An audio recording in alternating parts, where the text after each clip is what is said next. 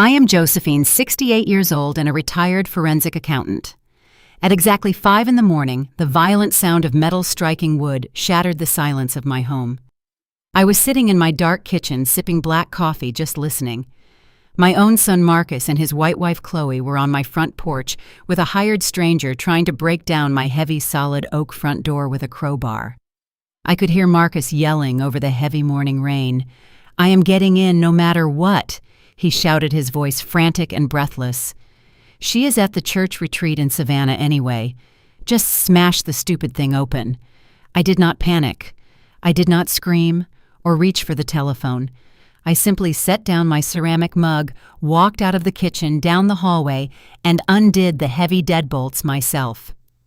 When the door swung open, the color completely drained from their faces. They were not just shocked to see me standing there. They were absolutely paralyzed by the 3 people standing in the shadows right behind me. Detective Sterling from the Fraud Division and 2 armed agents from the Internal Revenue Service Criminal Investigation Unit. I looked at my son, smiled coldly, and said, "You brought a crowbar to a federal raid." Marcus, how embarrassing. Before I continue this story, let me know where you are watching from in the comments below. Hit like and subscribe if you have ever had to stand up to an entitled family member and teach them a lesson they will never forget. Growing up in a hard-working household, my parents taught me the value of $1 and the importance of protecting my peace. I spent 40 years of my life tracking hidden assets, unraveling corporate fraud, and testifying in federal court as a forensic accountant. I built a quiet but substantial fortune investing in commercial real estate through anonymous holding companies. To my church community at Mount Zion Baptist, I was just Sister Josephine, the reliable widow who baked peach cobbler for Sunday dinners and kept the ministry books balanced. To my son Marcus, I was a walking ATM. The morning of the break-in started hours before Marcus even pulled his luxury SUV into my driveway. At 4 in the morning, I had willingly opened my home to Detective Sterling and the federal agents. We were sitting at my dining room table drinking coffee and reviewing the massive binders of financial evidence I had personally compiled against my own son. Marcus thought he was so clever. He thought because I was an older woman who spent her weekends at church, I was oblivious to the world. He had spent the last 2 years forging my signature, taking out fraudulent loans against my life insurance policies, and funneling the money into a fake tech startup to fund Chloe and her lavish country club lifestyle. They thought they had outsmarted me. They thought they could wait until I left for my annual church retreat break into my home and steal the original trust documents from my office safe to finalize their theft. What Marcus did not know was that I had caught his first accounting discrepancy 6 months ago. I had watched them gathered every wire transfer, every fake invoice, and handed it all over to the authorities on a silver platter. The raid on my own home was a coordinated setup to officially seize the forged documents into federal custody. As I stood in the foyer that morning, listening to the metal crowbar bite into the wood of my beautiful front door, I felt a deep, profound sense of clarity. Every hit against the door echoed with the years of disrespect I had endured from them. I remembered paying for their extravagant wedding only for Chloe to place me at a table near the kitchen because my presence did not fit her aesthetic. I remembered Marcus asking me for money to save his house, promising to pay me back while Chloe posted pictures of her new designer bags online the very next day. I remembered the birth of my only grandson when Chloe refused to let me hold him without a scheduled appointment, claiming my perfume was too aggressive for the baby. They took my money, my time, and my love, and treated me like a nuisance they had to tolerate. Outside, the rain was pouring down. I could hear Chloe complaining. "My shoes are getting ruined in this mud, Marcus," she whined. "Hurry up and get this door open before the neighbors wake up." The hired man grunted as he shoved the metal bar deeper into the doorframe.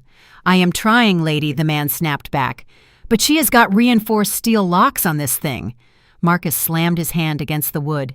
"Just break the glass," he demanded.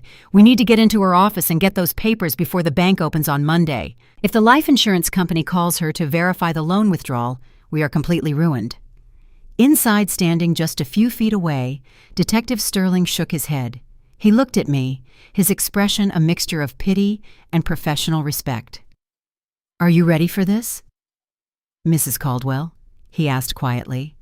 I smoothed the front of my cardigan and took a deep breath. I have been ready for 6 months, Detective, I replied. I stepped forward. I reached out and unlocked the bottom deadbolt. The loud, heavy click silenced the voices outside instantly. I unlocked the middle bolt, then the top chain.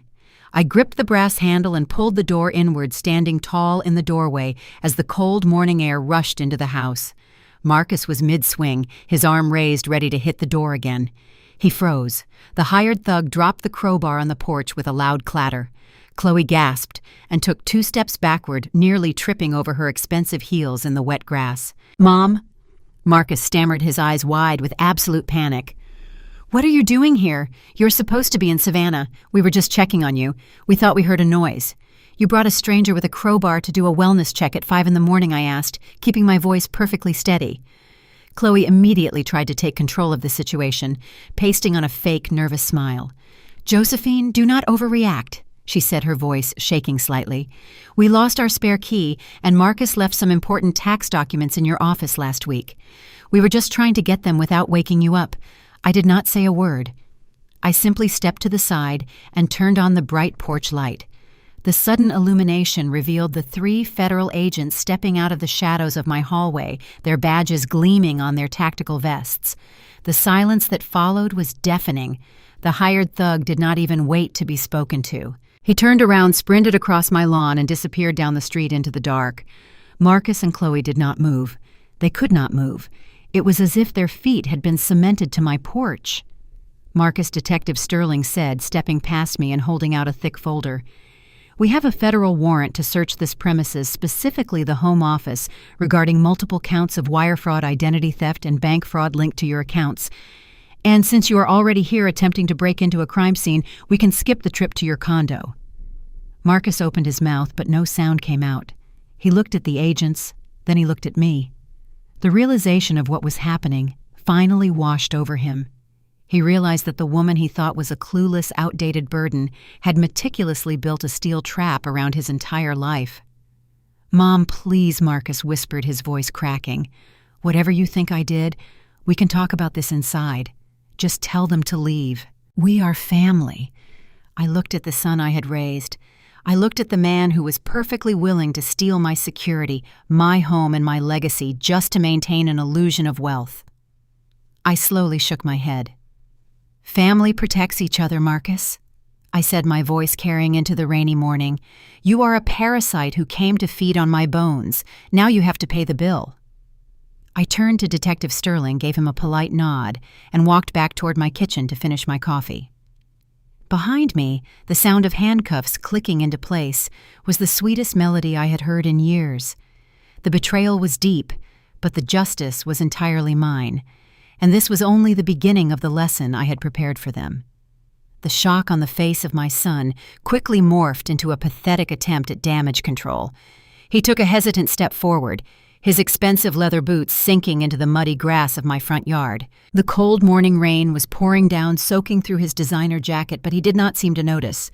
"Mom," he began, his voice trembling, as he completely ignored the 3 federal agents standing right behind me in the shadows of my hallway. "You are confused. We were just doing a wellness check. You are getting older, and your memory is not what it used to be. We drove all the way over here because you did not answer your phone yesterday, and we were worried sick." I looked at him with utter disgust. "I did not answer my phone because it was a Tuesday," I said calmly. "I have Bible study on Tuesday evenings, which you would know if you had bothered to ask me about my life at any point in the last 10 years. And no one brings a heavy metal crowbar to a wellness check." Detective Sterling stepped out onto the porch, his presence commanding the space. He held up the thick financial folder and looked Marcus dead in the eye. "A wellness check at 5 in the morning while your mother is supposed to be out of town?"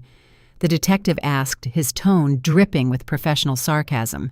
"That is a fascinating story. Maybe you would like to explain why you were just caught on my security cameras trying to break into the private office of a federal witness."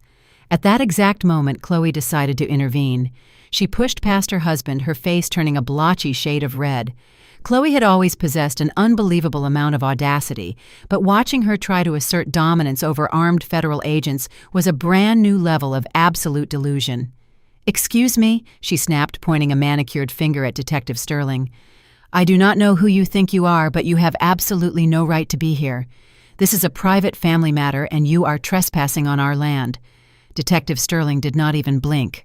"Ma'am, we have a federal warrant," he replied smoothly. Chloe crossed her arms over her expensive designer trench coat and raised her voice, adopting the exact tone she used when she wanted to speak to a manager at a luxury boutique. "I do not care what kind of fake paperwork you brought to scare an old woman. This is our house. My husband is the sole heir to this estate, and we have every right to check on our own property. You need to leave right now before I call the real police and have you arrested for harassing us." I stood there watching my son and his wife throw a temper tantrum on my front porch, and I felt a cold anger settling deep in my bones. Our house. She had actually stood on my porch, looked at the brick and mortar I had paid for with 40 years of hard work, and claimed it as her own. Chloe was not finished. Her voice grew louder, echoing down the quiet suburban street as the heavy morning rain continued to fall. "You are just trying to turn Marcus into a criminal because you are bitter!" she screamed at me. Her face contorted with intense rage. "You have always hated me, and you have always tried to control us with your money. You think just because you threw a few dollars our way, you own us a few dollars." I stared at her, my mind immediately flashing back to the last decade of my life. I had quietly liquidated a significant portion of my retirement portfolio to pay $150,000 for their extravagant destination wedding because Chloe refused to get married anywhere except a luxury resort in Maui. I had written check after check to fund Marcus and his 3 separate tech startups. Each business venture had failed miserably because Marcus spent the investment money on luxury cars, expensive vacations, and fine dining instead of software development. I had poured my blood, sweat, and savings into giving them a life of absolute privilege. And how did they repay my kindness?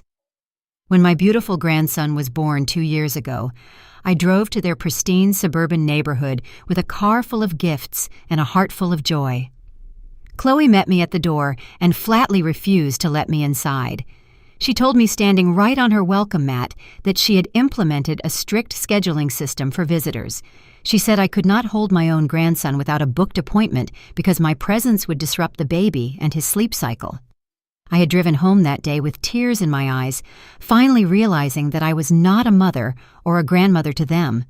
I was merely a bank account they occasionally had to tolerate. And now this entitled woman was standing on my porch demanding that federal agents vacate her property. "You are completely delusional, Chloe," I said softly, my voice cutting through her hysterical screaming like a sharp knife. "You have lived off my grace for 10 years, and you mistake my generosity for weakness. You think I do not know about the credit cards you maxed out. You think I do not know about the country club membership you pay for using the money Marcus stole from my life insurance policy." Chloe stopped screaming instantly. Her mouth fell open in absolute shock. Marcus whipped his head around to look at her, realizing in real time just how much I actually knew. The federal agents had the financial records, but hearing it out loud completely shattered the illusion of their perfect life. They thought they were the smartest people in the room, playing a foolish old woman who spent her days praying at Mount Zion Baptist Church. They never realized they were dealing with a retired forensic accountant who had spent her entire career tracking liars. "I had audited billionaires," Marcus, he said, looking right at my trembling son. "Did you really think I would not notice when my own flesh and blood started forging my signature on bank documents?" Detective Sterling stepped forward, breaking the heavy silence that had fallen over the porch. He looked at Marcus, who was visibly shaking in the cold rain. "You are in trouble, Mr. Caldwell," the detective said, his voice devoid of sympathy. "We have the bank records. We have the forged signatures. We have the wire transfers routed into a shell company registered in your name." I watched Marcus brace himself, putting his hands behind his back, expecting the cold steel of handcuffs. But Detective Sterling did not pull out his cuffs. Instead, he reached into his jacket pocket and pulled out a folded legal document. He pressed it into the chest of my son. Marcus opened his eyes, looking down at the paperwork in total confusion. "We are not arresting you today," Detective Sterling explained, taking a step back. "This is a federal subpoena. You are required to appear before a grand jury and surrender all your personal electronic devices, financial records and passports by tomorrow morning at 9. If you try to flee the state, or if you attempt to destroy evidence, I will personally come to your luxury condo and drag you out in front of your wealthy neighbors. Do we perfectly understand each other?" Marcus slowly nodded, clutching the subpoena like a death sentence. The detective tipped his hat to me, signaled his 2 men, and the 3 agents walked off the porch, disappearing into the dark morning. I simply stood in my doorway, looking at the 2 people who had tried to destroy me. "Leave," I said, my voice empty of warmth. "Get off my property and do not ever come back here again." Chloe grabbed Marcus by the arm, aggressively dragging him toward their expensive vehicle in my driveway. But Marcus stopped halfway down the wet walkway. He turned around, his fear suddenly replaced by a desperate, toxic rage. He pointed one shaking finger at me. "You think you have won?" He snarled, the venom in his voice echoing loudly through the heavy rain. "You think this little stunt with the police changes anything? Dad left this house to me in the family trust. I have the legal documents to prove it. You are completely out of your mind if you think you are keeping this property. You belong in a nursing home, and I am going to make sure the court puts you in one. I will take the house, I will take the money, and I will leave you with absolutely nothing." He turned and got into the car, slamming the door so hard the windows shook. I stood on my porch and watched their vehicle speed away into the dark street. I did not feel fear. I did not feel intimidated. I just smiled, closed my heavy oak door, and locked the deadbolts. "Let him try," I whispered to the empty hallway. "Let him show the world exactly what kind of fool he really is." The heavy wooden doors of Mount Zion Baptist Church usually felt like the gates of a sanctuary to me. For over 40 years, I had walked up those wide concrete steps every Sunday morning. I had organized the bake sales, balanced the ministry budgets, and held the hands of grieving widows. But on this particular Sunday morning, the air in the vestibule felt thick and suffocating. As soon as I stepped inside the main foyer, the usual lively chatter of the congregation completely died down. The silence was immediate and heavy. People I had known for decades suddenly found the floor tiles extremely interesting. Sister Mildred, a woman I had shared recipes with for 20 years, literally turned her back and pretended to adjust her large floral hat. The whispers began almost immediately. They started as a low hum like the buzzing of a disturbed beehive rippling through the rows of wooden pews. I could feel their eyes burning into my back as I walked down the center aisle. I kept my head held high, my posture perfectly straight, and my hands completely steady. I wore my best tailored navy blue suit and a string of genuine pearls projecting the image of a woman who was completely unbothered by the judgment of the room. I knew exactly who had planted the poisonous seeds in their minds. Marcus had not wasted any time. After being humiliated and thrown off my porch by federal agents on Saturday morning, he had driven straight to the people who respected me the most. He knew he could not beat me in a court of law with his forged documents, so he had decided to destroy my reputation in the court of public opinion. But Marcus had always underestimated my strength. I took my usual seat in the third row, neatly folding my hands in my lap, and stared straight ahead at the large wooden cross above the pulpit. I did not fidget. I did not look around to see who was staring at me. I just sat there in the heavy and judgmental silence, waiting for the inevitable confrontation. I did not have to wait very long. Just as the church choir began to file into their seats behind the altar, I felt a heavy hand on my shoulder. I turned and saw Deacon Silas standing there, his face solemn and deeply uncomfortable. "Pastor Lewis would like to see you in his private office," Josephine the deacon said, keeping his voice extremely low. "He asked me to tell you it is a matter of urgent pastoral concern." I slowly stood up, smoothing the wrinkles from my navy blue skirt. "Lead the way, Silas," I replied calmly. I followed the tall and broad-shouldered man down the side hallway, away from the sanctuary and the prying eyes of the congregation. The hallway smelled faintly of lemon polish and old paper. Deacon Silas opened the heavy oak door to the pastoral office and stepped aside to let me enter. Pastor Lewis was sitting behind his large mahogany desk, his hands clasped together in front of him. He looked incredibly tired, his brow furrowed with deep concern. "Please take a seat, Sister Josephine," the pastor said, gesturing to one of the leather chairs across from his desk. I sat down and placed my leather handbag neatly on my lap. I waited for them to speak. Pastor Lewis cleared his throat and leaned forward. "Josephine, we have known each other a very long time." He began, his tone patronizingly gentle. "You are a pillar of this church. You have been our treasurer for 15 years. But yesterday afternoon your son Marcus came to see me and Deacon Silas. He was in a terrible state. He was crying, Josephine. He was completely broken down." I kept my face entirely blank. "Is that so?" I responded flatly. "Yes, it is," the pastor continued. "Marcus told us some deeply concerning things about your current living situation and your state of mind. He told us that you have been locking yourself inside your house, refusing to answer the phone and acting increasingly paranoid. He said you have been hoarding the family wealth, refusing to help him and his wife during a time of extreme financial hardship. And then he told us the most troubling thing of all. He said he came to your house yesterday morning just to do a wellness check because he was terrified you had fallen or hurt yourself. And instead of greeting him, you called the police and claimed he was trying to rob you. He said you hallucinated federal agents on your porch." I listened to the pastor recite the elaborate fiction my son had created. Hallucinated federal agents. Marcus was playing the ultimate victim card, weaponizing his tears to paint me as an elderly woman losing her grip on reality. It was a textbook tactic used by financial abusers. Marcus was laying the groundwork to take control of my estate by establishing a public narrative of my mental decline. He wanted Pastor Lewis and Deacon Silas to serve as character witnesses in his eventual guardianship hearing. He wanted the leaders of Mount Zion Baptist Church to testify that I was delusional. The worst part was that these men had swallowed his lies completely without ever bothering to ask for my side of the story. They saw a crying man in an expensive suit and immediately assumed the elderly woman must be losing her mind. "Josephine, Marcus believes you are suffering from early onset dementia," Deacon Silas added from the corner of the room.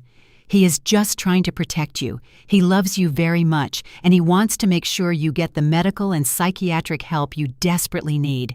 We know this is hard to hear, but we have to consider the overall well-being of this congregation and the absolute integrity of the church finances." The pastor nodded his head in agreement. "Because of the severity of these allegations and the clear deterioration of your mental faculties, the church board held an emergency meeting last night.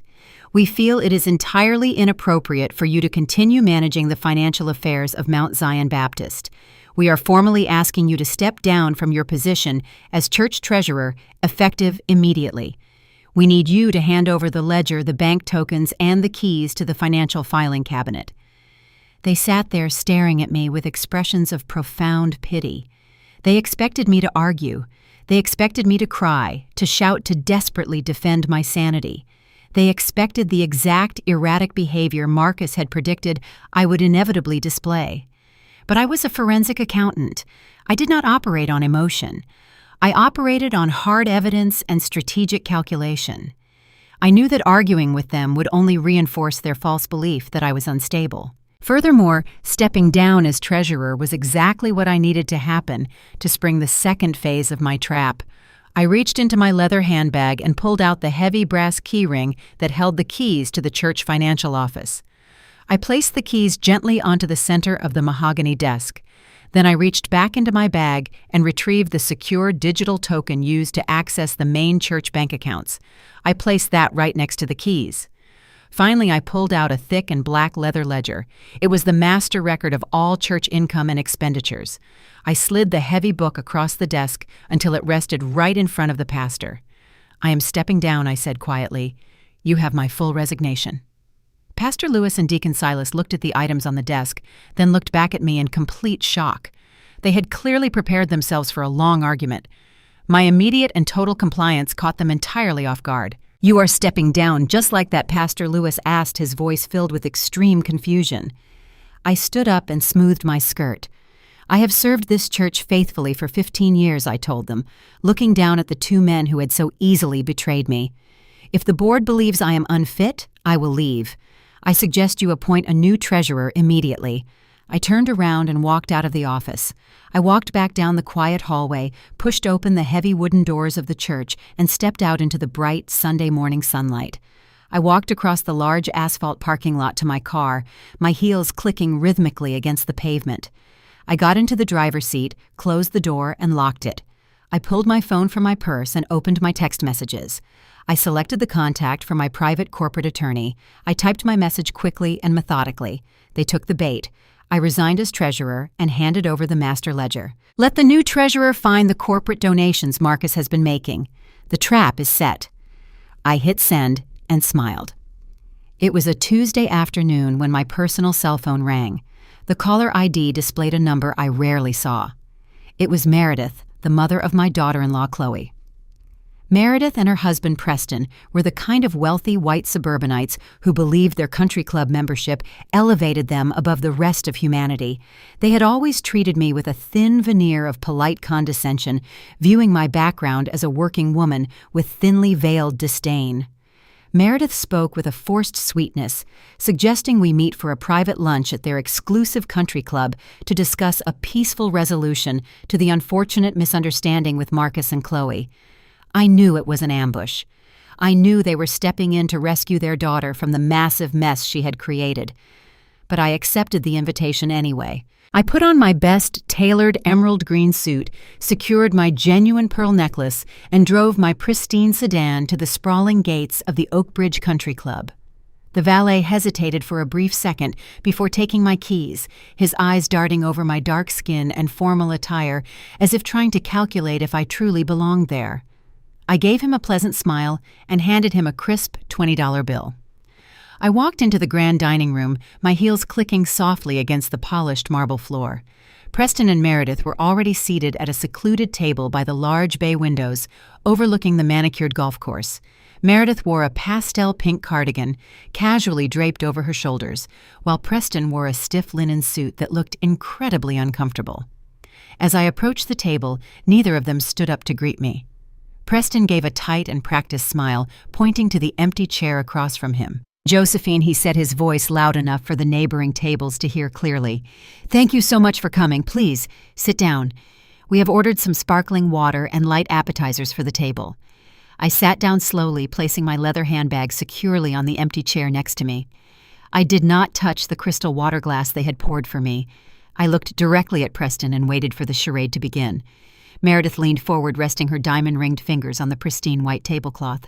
"Josephine," she began, her tone dripping with absolute false sympathy. "We are all just so incredibly heartbroken about the recent tension between you and the kids. Chloe called me crying hysterically on Saturday morning. She told us about the terrible confusion with the police at your house.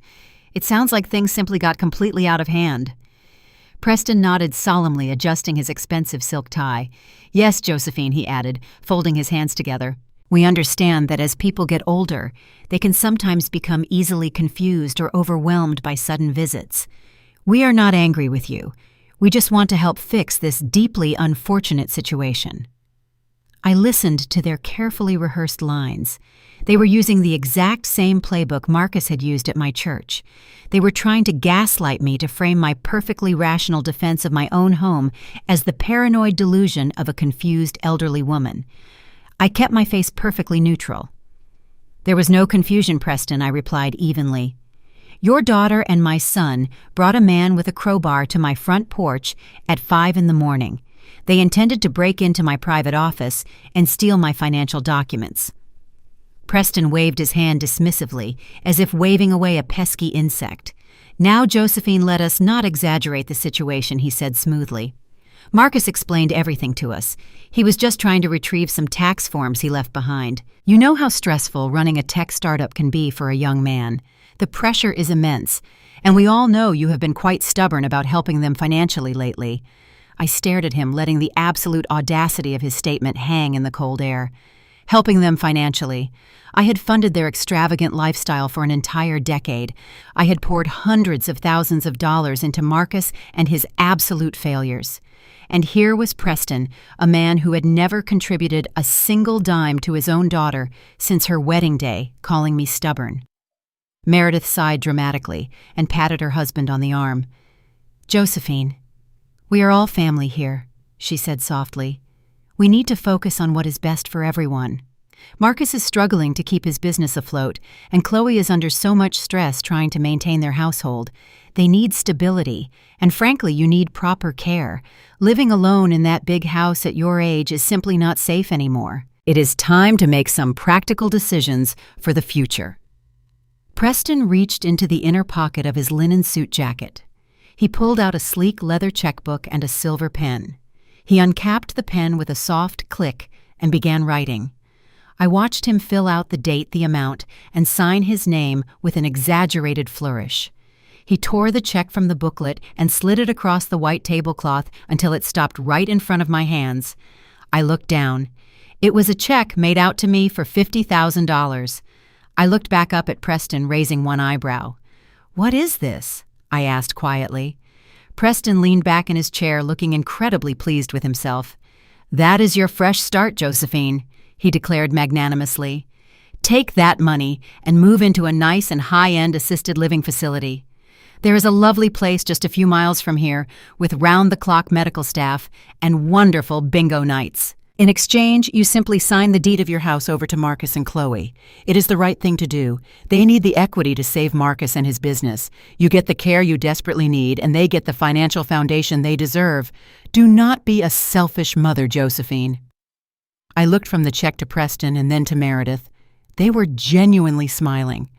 They actually believed this was a brilliant and generous offer. They thought they could buy my silence, my dignity, and my $2 million home with a measly $50,000 check. They thought because I was an older black woman who baked pies for her church, I would eagerly snatch their crumbs and quietly disappear into a nursing home.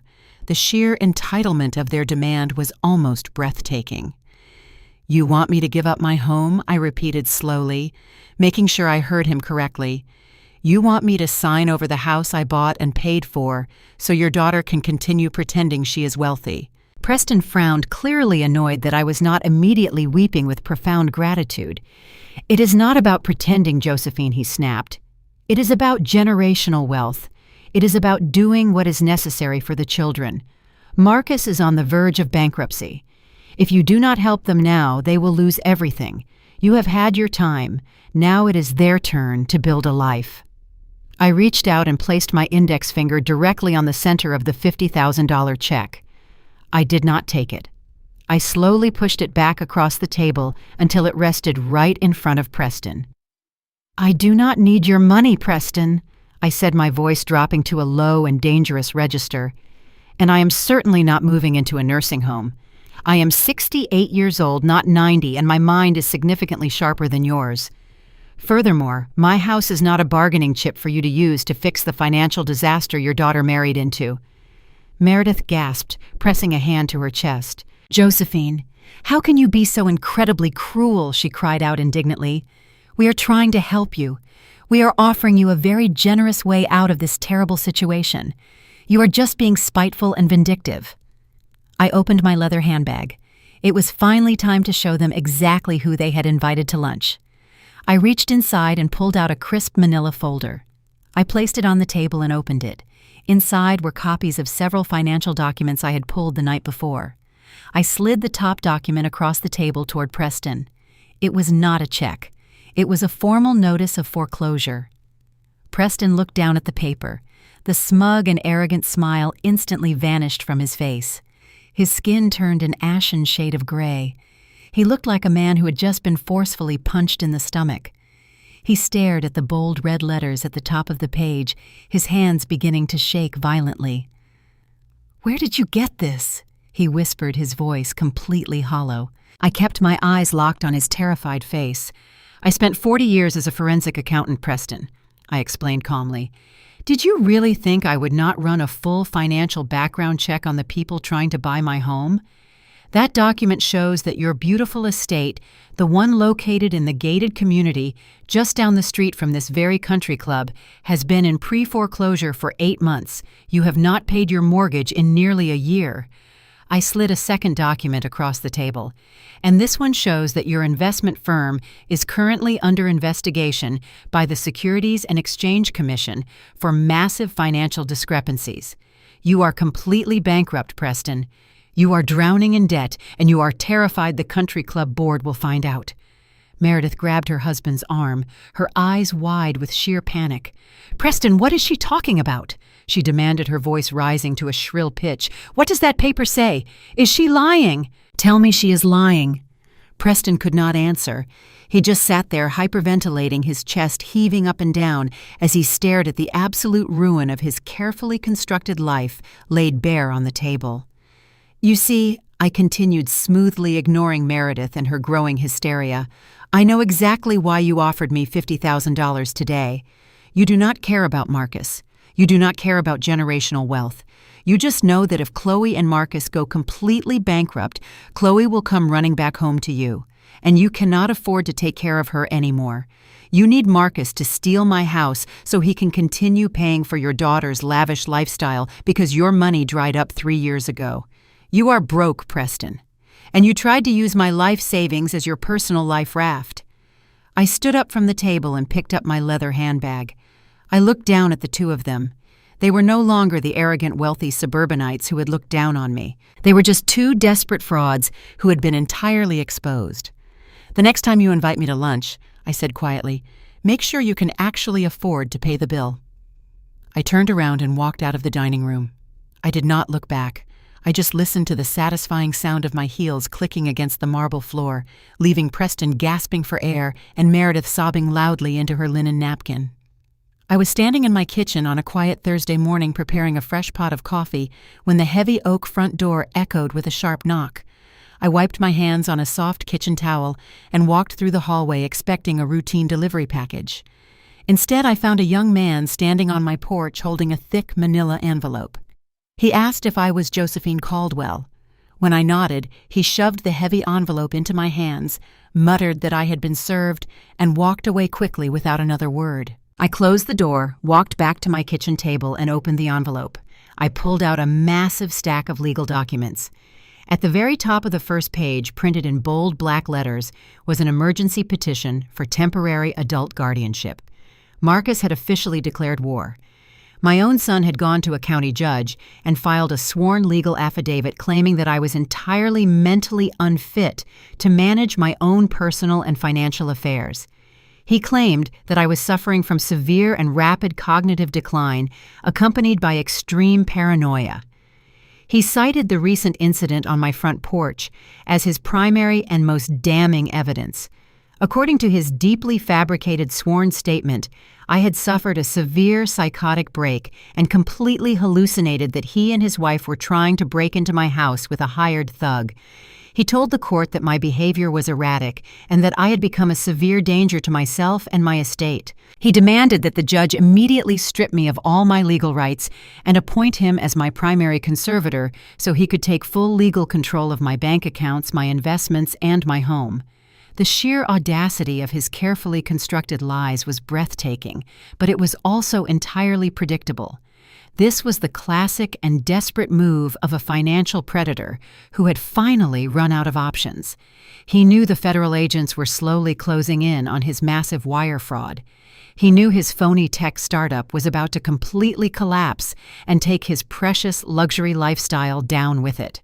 His only remaining play was to convince a judge that I was entirely crazy before the federal grand jury could officially indict him for his crimes.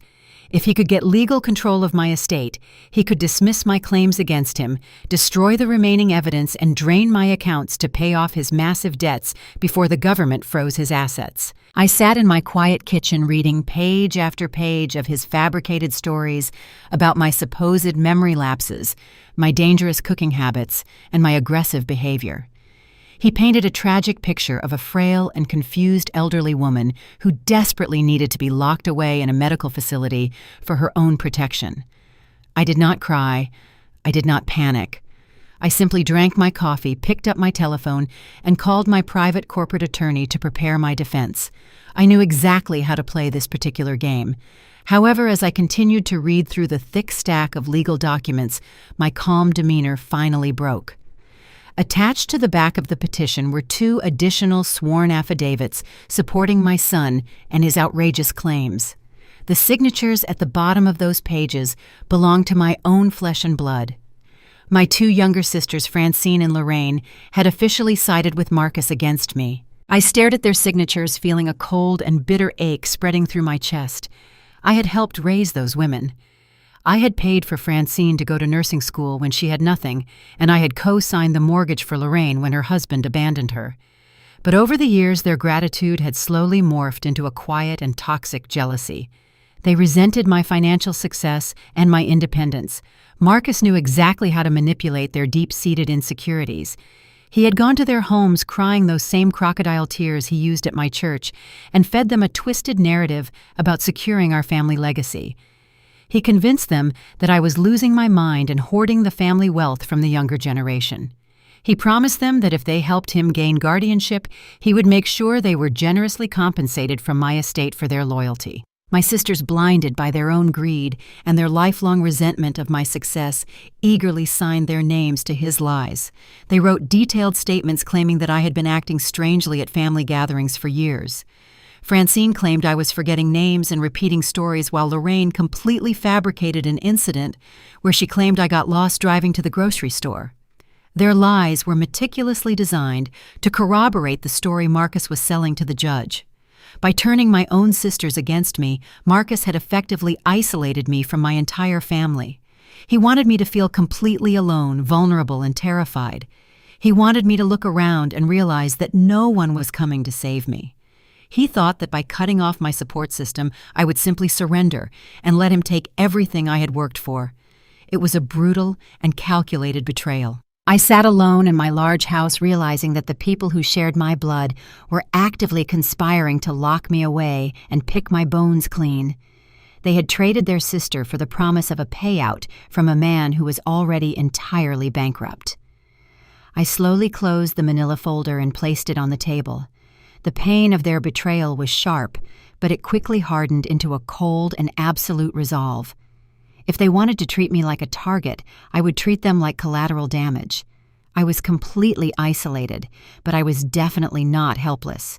They had forced my hand, and now I had absolutely no reason to hold back. I would go to this medical evaluation, and I would dismantle their entire conspiracy piece by piece.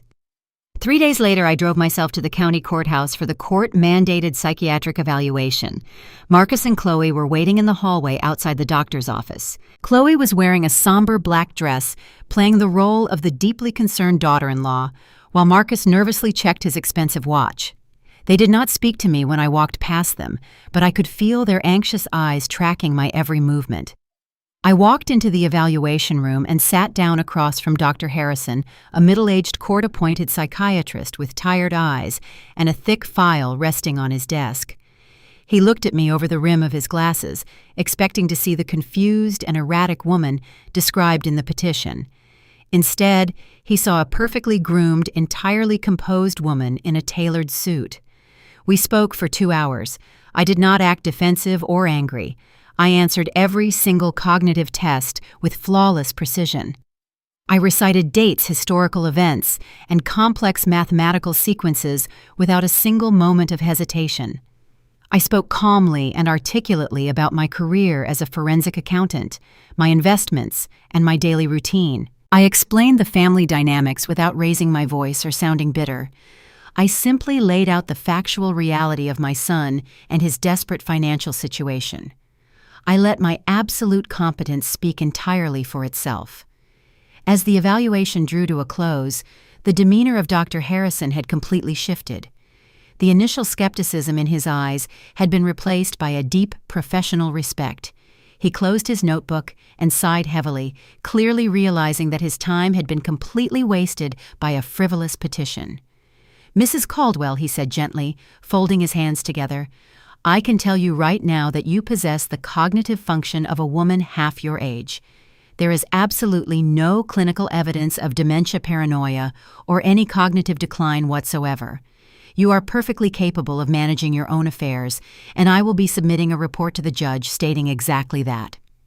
I smiled politely and thanked him for his time. However, as I gathered my purse to leave, Dr. Harrison opened the thick file Marcus had provided to the court.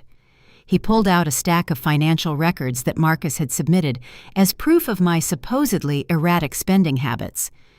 The doctor frowned, his brow furrowing as he studied the top page of the bank statements. He looked up at me, a genuine expression of confusion spreading across his face. He pushed the paper across the desk toward me. "Mrs. Caldwell," he said, his voice dropping to a serious whisper, "if you are in complete control of your finances, did you know there is a $2 million loan taken out against your primary life insurance policy?" I stood frozen in the quiet room as the reality of his betrayal washed over me. He had stolen my entire future.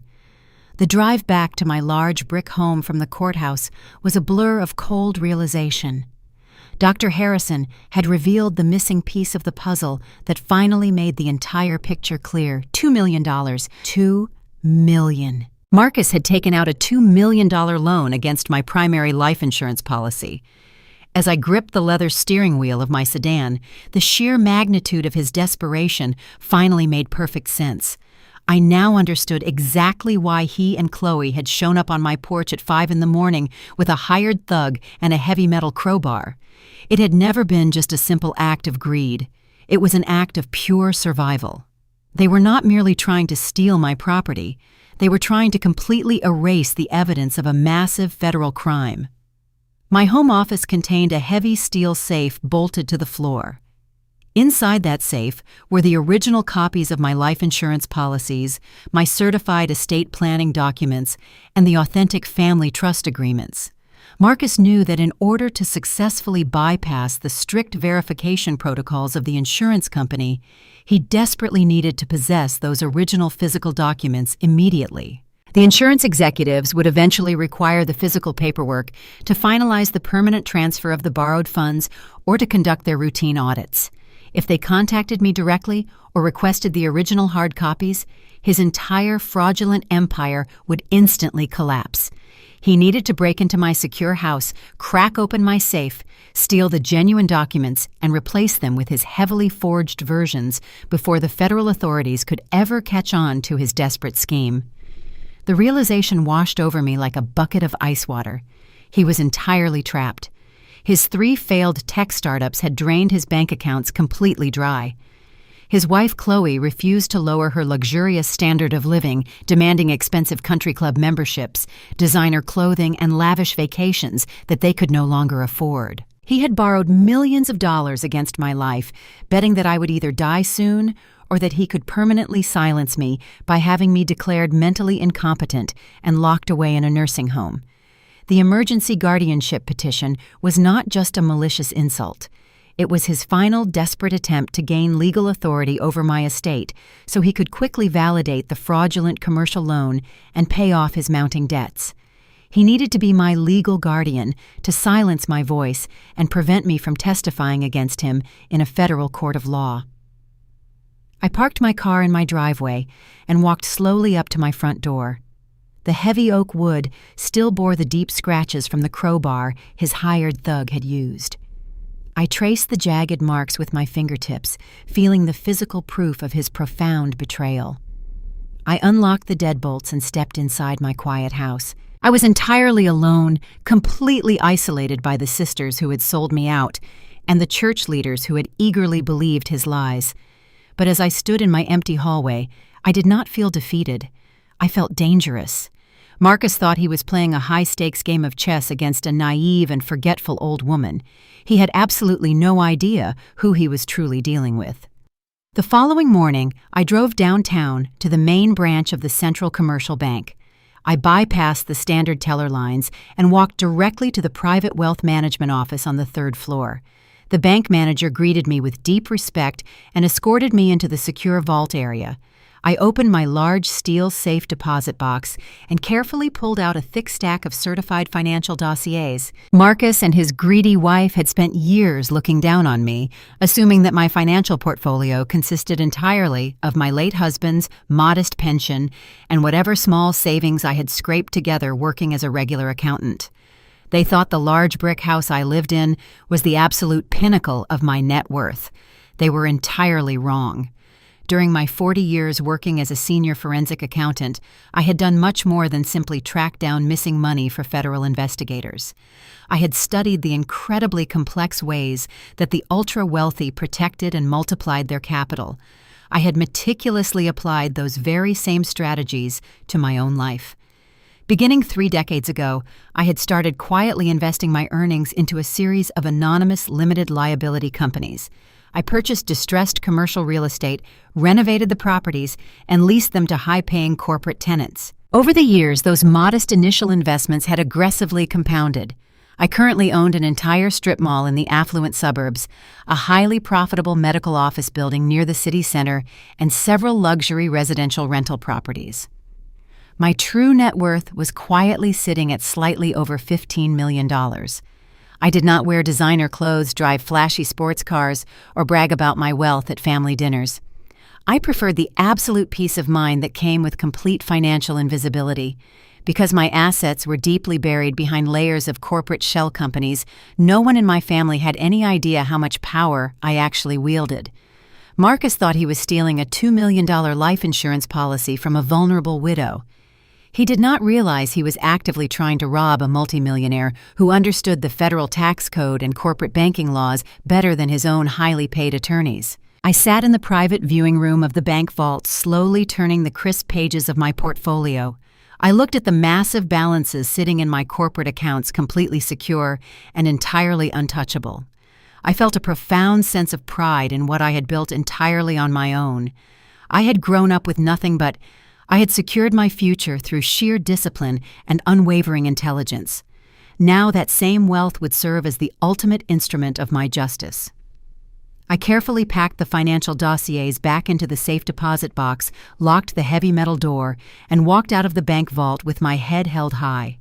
I had everything I needed to completely destroy the false narrative my son had constructed. The only question remaining was exactly when and how I would choose to drop the hammer. I returned to my home and immediately called my personal corporate attorney, a sharp and ruthless man named Robert, who had managed my anonymous shell companies for over a decade. He answered on the first ring. I carefully explained the entire situation, detailing the forged life insurance loan, the malicious guardianship petition, and the deep betrayal of my 2 sisters. Robert was absolutely furious on my behalf and immediately offered to file an emergency injunction to completely block the guardianship hearing. He wanted to march into the county courthouse the very next morning, present my flawless psychiatric evaluation alongside my massive financial portfolio, and have the judge throw Marcus out onto the street. But I stopped him. I told Robert that I did not want to block the hearing just yet. I wanted to let the legal process play out.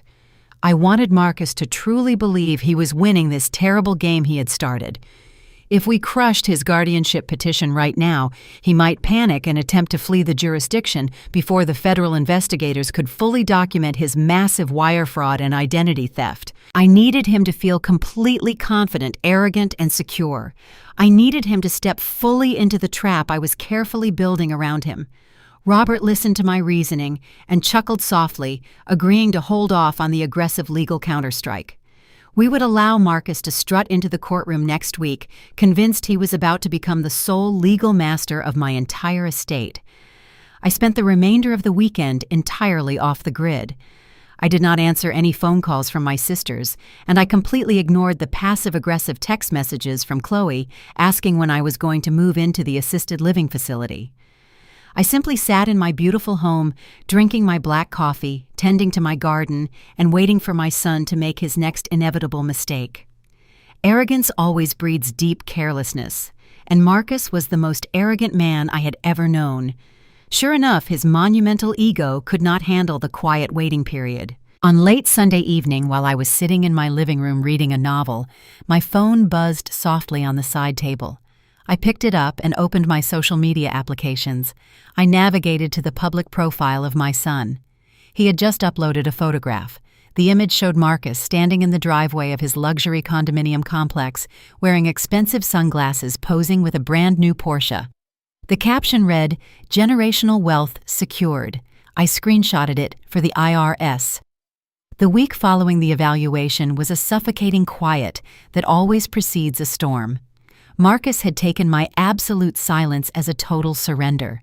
Because I had not immediately filed a motion to strike his guardianship petition, my son and his entitled wife believed they had already won the war.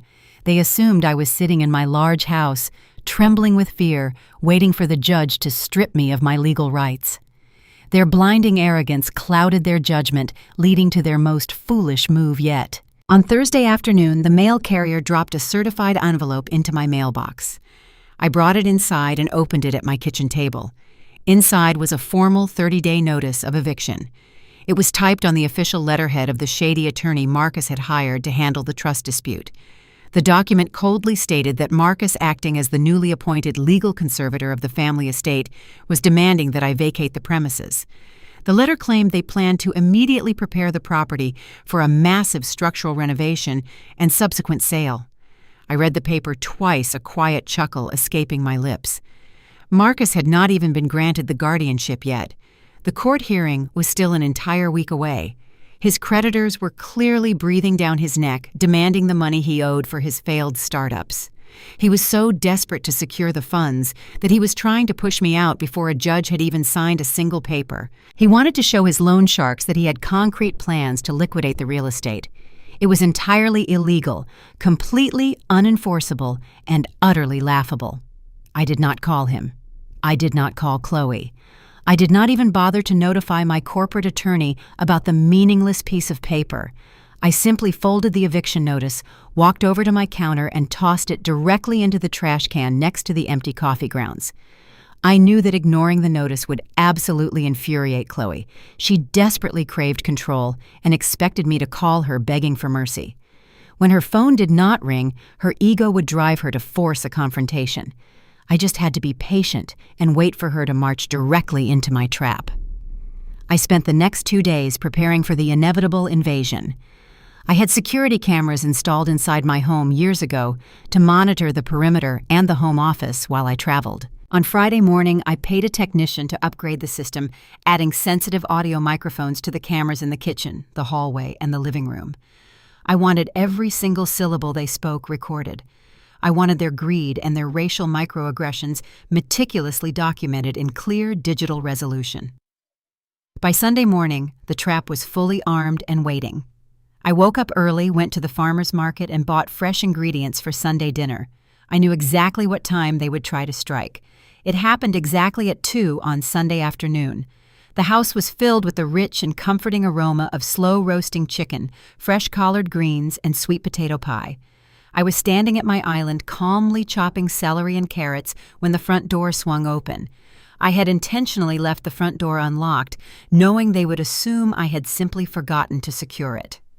Heavy footsteps echoed down the hardwood hallway. Chloe marched into my kitchen, her designer high heels clicking aggressively against the floor tiles. 3 large men wearing dusty work boots, thick tool belts, and neon yellow vests followed her. Chloe looked around my warm kitchen, her face contorted into a sneer of absolute disgust. She crossed her arms over her cashmere sweater and glared at me. "Josephine," she announced loudly, completely ignoring the fact that she had just unlawfully entered my private home. "We sent you an eviction notice Thursday. You are supposed to be packing, not cooking a massive meal. We have no time for this nonsense today. These gentlemen are high-end structural contractors. I hired them to measure the living room and kitchen so we can tear down these hideous walls and open the floor plan. This entire house is incredibly dark and depressing. It needs to be completely gutted before we can even think about putting it on the market." I did not stop chopping the celery. I did not look up from my wooden cutting board. I simply maintained a steady and rhythmic motion with my chef knife. The metal blade hit the wood with a sharp and repetitive thud. Chloe interpreted my silence as submission and immediately grew bolder. She walked further into my kitchen, waving her hand dismissively at the stove. "It smells like a cheap diner in here," she complained. "You need to stop cooking this greasy food, Josephine. It is terrible for your health, and it completely ruins the upholstery. But I suppose we will be throwing all this ghetto furniture in the dumpster anyway. Nobody wants a luxury suburban home that smells like fried oil and looks like it belongs in a low-income housing project." The contractors shifted uncomfortably near the hallway. They were working men completely unaware of the toxic family dynamics, and they clearly felt awkward listening to a young woman verbally abuse an elderly lady in her own kitchen. The lead contractor, holding a large clipboard, cleared his throat and looked apologetically in my direction. "Ma'am, we can come back another time if this is a bad moment," he offered gently. Chloe spun around and glared at the man. Absolutely not, she snapped angrily. You are billing me by the hour, and you will do the job you were hired to do right now. Do not worry about her. My husband is her legal guardian, and he is taking full control of the estate this week. She is legally incompetent and does not have a say in what happens to this property anymore. Just start measuring the load-bearing walls. I want this entire kitchen demolished.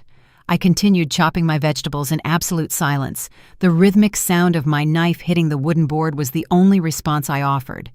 I let her talk. I let her reveal the deep, ugly depths of her entitlement, while the hidden microphones recorded every single word of her racist and classist insults. She paced back and forth across my kitchen floor, pointing at my beautiful oak cabinets and my imported tile backsplash, loudly complaining about how outdated and cheap everything looked. She talked about the massive profits she and Marcus were going to make once they flipped the house and kicked me into a state-run facility. She spoke to me as if I was already a ghost haunting my own home. I simply smiled inwardly, knowing that the digital audio files currently saving to my secure cloud server would eventually be played in front of a federal judge. The lead contractor sighed heavily, clearly hating the situation, and stepped up to my large kitchen island. He placed his thick clipboard on the granite counter right next to my cutting board. He pulled out a heavy measuring tape and a pencil. "Look, lady," he said softly to Chloe, trying to keep the peace. "Before we start knocking down walls and tearing up floors, I need to verify the structural blueprints and confirm the legal owner on the permit applications. We can get in massive trouble with the county if we start unpermitted demolition on a residential property. I brought the public property records that you emailed me yesterday, but something is not adding up here." Chloe rolled her eyes dramatically and marched over to the island. She angrily snatched the clipboard from the counter. "What are you talking about?" she demanded impatiently. "It is a simple family trust transfer. Marcus provided all the legal paperwork. The house belongs to the Caldwell family estate. Just look at the deed I printed out." The contractor reached out and gently took the clipboard back from her manicured hands. He flipped to the second page of the thick packet, running his rough finger down the columns of printed text. He shook his head slowly. "I really did look at it, ma'am," he replied, his voice firm and steady. "And I checked it against the official county tax database this morning just to be safe." He turned the clipboard around and pushed it across the counter toward Chloe, tapping a specific line of text with his pencil. He looked at the paperwork, then he looked directly at me. I finally stopped chopping my vegetables. I set my knife down and wiped my hands on my apron. The contractor looked back at Chloe, his expression shifting from uncomfortable to deeply suspicious. "Ma'am, this deed you gave me is completely fake," he said loudly, his voice echoing in the sudden quiet of the kitchen. "The legal property owner listed in the county database is not Josephine Caldwell, and it is definitely not the Caldwell family estate. The legal owner of this entire property is a commercial entity called Zenith Holdings, LLC. The lead contractor stood perfectly still in my kitchen, holding the thick clipboard against his chest like a protective shield. He had just dropped a massive bomb into the middle of my Sunday afternoon, and the absolute silence that followed was incredibly heavy. Chloe stared at the man, her mouth slightly open, blinking rapidly, as her brain struggled to process the information he had just delivered. "Zenith Holdings."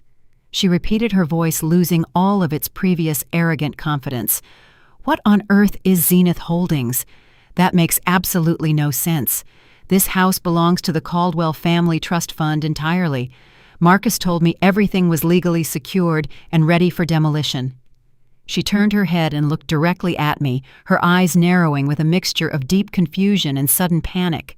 "Josephine," she demanded, her voice trembling slightly, "what is this man talking about right now? What did you do to the property records today?" I did not stop looking at her. I slowly picked up my chef knife and resumed chopping my vegetables, letting the steady thud of the blade against the wooden board serve as my only immediate answer. I let her stand there in her designer clothes, entirely frozen and completely unmoored, as the reality of her profound ignorance began to settle around her. "You really should have married a smarter man, Chloe," I finally said, keeping my tone perfectly even and entirely devoid of any emotion. You marched into my home, insulted my cooking, disparaged my furniture, and tried to demolish my kitchen based on a forged piece of paper your husband bought from a desperate criminal. The contractor shifted uncomfortably and took a step back toward the hallway, signaling to his men that it was time to leave my house very quickly and immediately. I gave them a polite nod. "Thank you for your time, gentlemen," I told them smoothly. "As you can plainly see, this woman has absolutely no legal authority over this property. I highly suggest you send her an invoice for wasting your Sunday afternoon, and I strongly recommend you leave my house before I call the local authorities and report an unlawful trespassing incident." The lead contractor did not need to be told twice. He grabbed his measuring tape, nodded respectfully in my direction, and practically sprinted down the hallway with his crew right behind him. The heavy oak front door clicked shutting, leaving Chloe entirely alone with me in the quiet kitchen. She looked around, suddenly realizing how incredibly foolish she had just been. Her face flushed a deep and angry shade of crimson. "You are hiding assets," she accused loudly, pointing a shaking finger at me right now. "You are committing fraud against your own son." I set my knife down for the final time and wiped my hands on my apron. I walked slowly around the kitchen island until I was standing just a few feet away from her. I looked her right in the eyes, letting her see the cold and absolute authority I possessed over this domain. "I am the sole owner of Zenith Holdings," I stated clearly. "I bought this house, I own this house, and I will die in this house. You and your pathetic husband own absolutely nothing. Now get out of my home before I have you physically removed in handcuffs." Chloe opened her mouth to argue, but the sheer intensity in my voice completely silenced her. She grabbed her expensive purse, turned on her heel, and stormed out of my house, slamming the front door so hard the windows rattled in their frames. Chloe drove back to their luxury condominium in a state of absolute hysteria. She burst through the front door, screaming at Marcus about the contractors, the fake deed, and a mysterious company called Zenith Holdings. Marcus was sitting on their expensive leather sofa, sipping an imported beer, entirely confident that his grand plan was running smoothly. When Chloe threw her designer purse at his head and demanded answers, his arrogant smile instantly vanished. He grabbed his laptop, his hands shaking as he desperately logged into the county property tax database. He typed in my home address, his eyes scanning the screen as the official records loaded. He scrolled down to the legal ownership history, and his heart completely stopped beating. The lead contractor had been telling the absolute truth. The property was currently registered to Zenith Holdings, LLC, and a deeper search revealed that the holding company had been the sole legal owner for over 40 years. Marcus felt the room begin to spin as a cold sweat broke out across his forehead. He clicked on the historical deed transfers, desperately searching for his late father's name. He found absolutely nothing. For his entire life, Marcus had simply assumed that my husband had purchased the large brick suburban home and left it in a trust for the family. He assumed that, because I was a black woman, I could not have possibly afforded such a massive estate on my own. His deeply ingrained sexism and arrogance had completely blinded him to the actual truth. I had purchased that house through my anonymous holding company 3 years before I ever even met his father. The house had never been marital property. It had never been part of his father's estate. Therefore, it could never have been placed legally into a family trust. Marcus stared at the glowing screen of his laptop, breathing heavily as the devastating reality of his situation crushed his chest. The trust document he had been heavily relying on was not just legally invalid. It was a complete and utter fabrication. He had paid a shady and disbarred attorney $10,000 to draft a fake family trust, assuming the underlying property records would simply support his claim. He had never even bothered to run a basic title search. He had built his entire criminal empire on a foundation of absolute sand entirely, and now the tide was rapidly rushing in. He had submitted that fake trust document to the county judge in his emergency guardianship petition. He had used it to secure the $2 million loan against my life insurance policy. He had committed multiple counts of federal wire fraud, bank fraud, and perjury, all based on a piece of property he never had any legal claim to in the first place. Chloe was standing in the center of their living room, pacing back and forth, completely unaware of the massive legal jeopardy they were currently facing right now today. She was still complaining about my furniture and how humiliating it was to be kicked out of my house in front of the construction crew. Marcus did not hear a single word she was saying. He slammed the laptop shut, his mind racing with pure terror. The federal agents who had raided my house on that rainy morning were not just investigating a simple family dispute. They were building a massive criminal indictment against him. And the very moment the bank executives realized the collateral for the $2 million loan was completely fictitious, they would instantly freeze accounts and contact the Federal Bureau of Investigation. He was entirely ruined. He had no money, no property, and absolutely no way out. He put his head in his hands, realizing that his own mother had outsmarted him at every single turn. The crushing weight of his impending doom quickly transformed into a wild and dangerous desperation. Marcus knew he had a rapidly closing window of time before the authorities completely dismantled his life. The loan sharks who had funded his lavish lifestyle during the early days of his failed tech startups were already sending threatening text messages demanding payment. They did not care about fake deeds or federal investigations. They only cared about cold, hard cash, and they were willing to resort to extreme physical violence to collect their debts. On top of that, the federal subpoena he had received required him to surrender his financial documents to a grand jury the very next morning. He needed a massive injection of untraceable cash immediately. He needed enough money to pay off the dangerous men looking for him, hire a high-powered criminal defense attorney, and completely cover his tracks. Then a dark and incredibly wicked idea slowly formed in his mind. He remembered the private meeting he had orchestrated at Mount Zion Baptist Church. He remembered the massive building fund containing hundreds of thousands of dollars donated by the congregation. Driven by pure survival instinct, Marcus opened his laptop, connected to a secure virtual private network, and navigated directly to the central banking portal of the church. He systematically initiated a series of massive wire transfers, routing the stolen church money directly into his anonymous shell company. Early Monday morning, my cell phone rang frantically. Josephine Deacon Silas screamed, completely panicked. "The church accounts are entirely empty. We have absolutely nothing left right now." The emergency church meeting at Mount Zion Baptist Church was scheduled for Wednesday evening. The air inside the sanctuary was thick with a tense and heavy humidity. Over 200 congregants had gathered, filling the wooden pews all the way to the back double doors. The stained glass windows cast long and colorful shadows across the carpeted aisles. Deacon Silas had called every single member of the church directory to announce that a catastrophic financial emergency had occurred. The entire building fund, a massive account containing hundreds of thousands of dollars collected over 5 years for the new community center, had been completely drained. The account balance was currently sitting at exactly zero.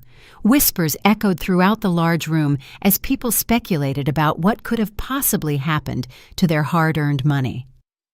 I sat in my usual spot in the third row, wearing a simple charcoal gray suit and resting my hands quietly in my lap. I did not participate in the anxious gossip swirling around me. I simply watched the altar and waited for the performance to begin. Marcus was sitting in the front row, completely drenched in a nervous sweat. He kept pulling at the collar of his expensive dress shirt and wiping his forehead with a crumpled tissue. Chloe was sitting right next to him, wearing a dark navy dress and trying to look appropriately concerned, though her eyes constantly darted toward the exits. Marcus had spent the last 48 hours preparing his ultimate defense. He knew the bank would quickly trace the stolen church funds to his anonymous shell company. His only chance of survival was to completely muddy the waters and publicly frame me for the massive theft before the authorities could officially intervene. He was going to use the exact same narrative he had planted last Sunday. He was going to tell the entire congregation that his mother, the former church treasurer who had stepped down just 3 days prior, had lost her mind and transferred the money in a paranoid frenzy. He was ready to sacrifice my freedom and my reputation to save himself from federal prison. Pastor Lewis walked up to the heavy wooden pulpit, his face drawn and exhausted. He tapped the microphone and the loud feedback instantly silenced the packed sanctuary. The pastor asked the congregation to bow their heads for a brief prayer, asking for divine guidance and truth during this incredibly dark hour. I kept my eyes wide open, watching my son tremble in the front row. Marcus was breathing heavily, bouncing his right knee up and down in a frantic rhythm. He thought he was about to execute a brilliant masterstroke. He had absolutely no idea that I had spent my entire 40-year career dismantling men who were significantly smarter and much more ruthless than him. The trap was fully set, the audience was seated, and the final curtain was about to rise. The wooden pews groaned under the shifting weight of the anxious crowd. The ceiling fans spun slowly overhead, barely moving the heavy air. I felt a profound sense of calm washing over me. I had dedicated my entire life to protecting my family, but tonight I was finally going to protect myself. The pastor finished his prayer and looked out at the sea of expectant faces. He took a deep breath and announced that the church accounts had been compromised. Pastor Lewis explained that the entire building fund had been electronically transferred out of the church bank accounts early Monday morning. A collective gasp rolled through the massive sanctuary. Several older women in the back rows began to fan themselves frantically. The pastor raised his hands, begging for calm, but the noise level continued to rise. He stated that the church leadership had not yet contacted the police because they wanted to handle the matter internally as a family of faith. That was the exact opening Marcus had been desperately waiting for. He suddenly stood up from the front pew, turning around to face the entire congregation. Tears were streaming down his face. He looked like a man completely broken by sorrow, but I knew it was entirely a performance.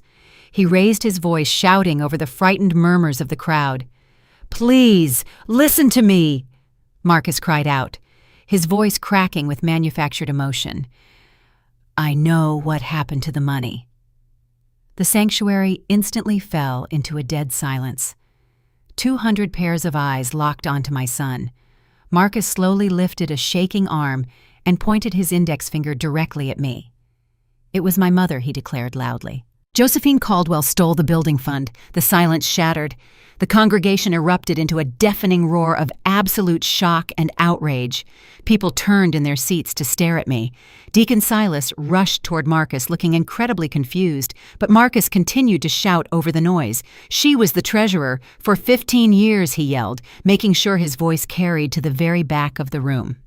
She had the bank tokens and the digital passwords.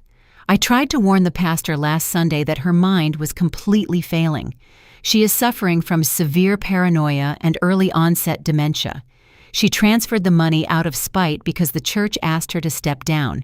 She is sick, and she is dangerous." Chloe stood up right next to him, placing a supportive hand on his shoulder and nodding vigorously in agreement. "Yes," she added, her voice ringing out clearly. "Josephine has been acting completely crazy for months. She even called the police on us when we tried to check on her. She took the money to punish all of us."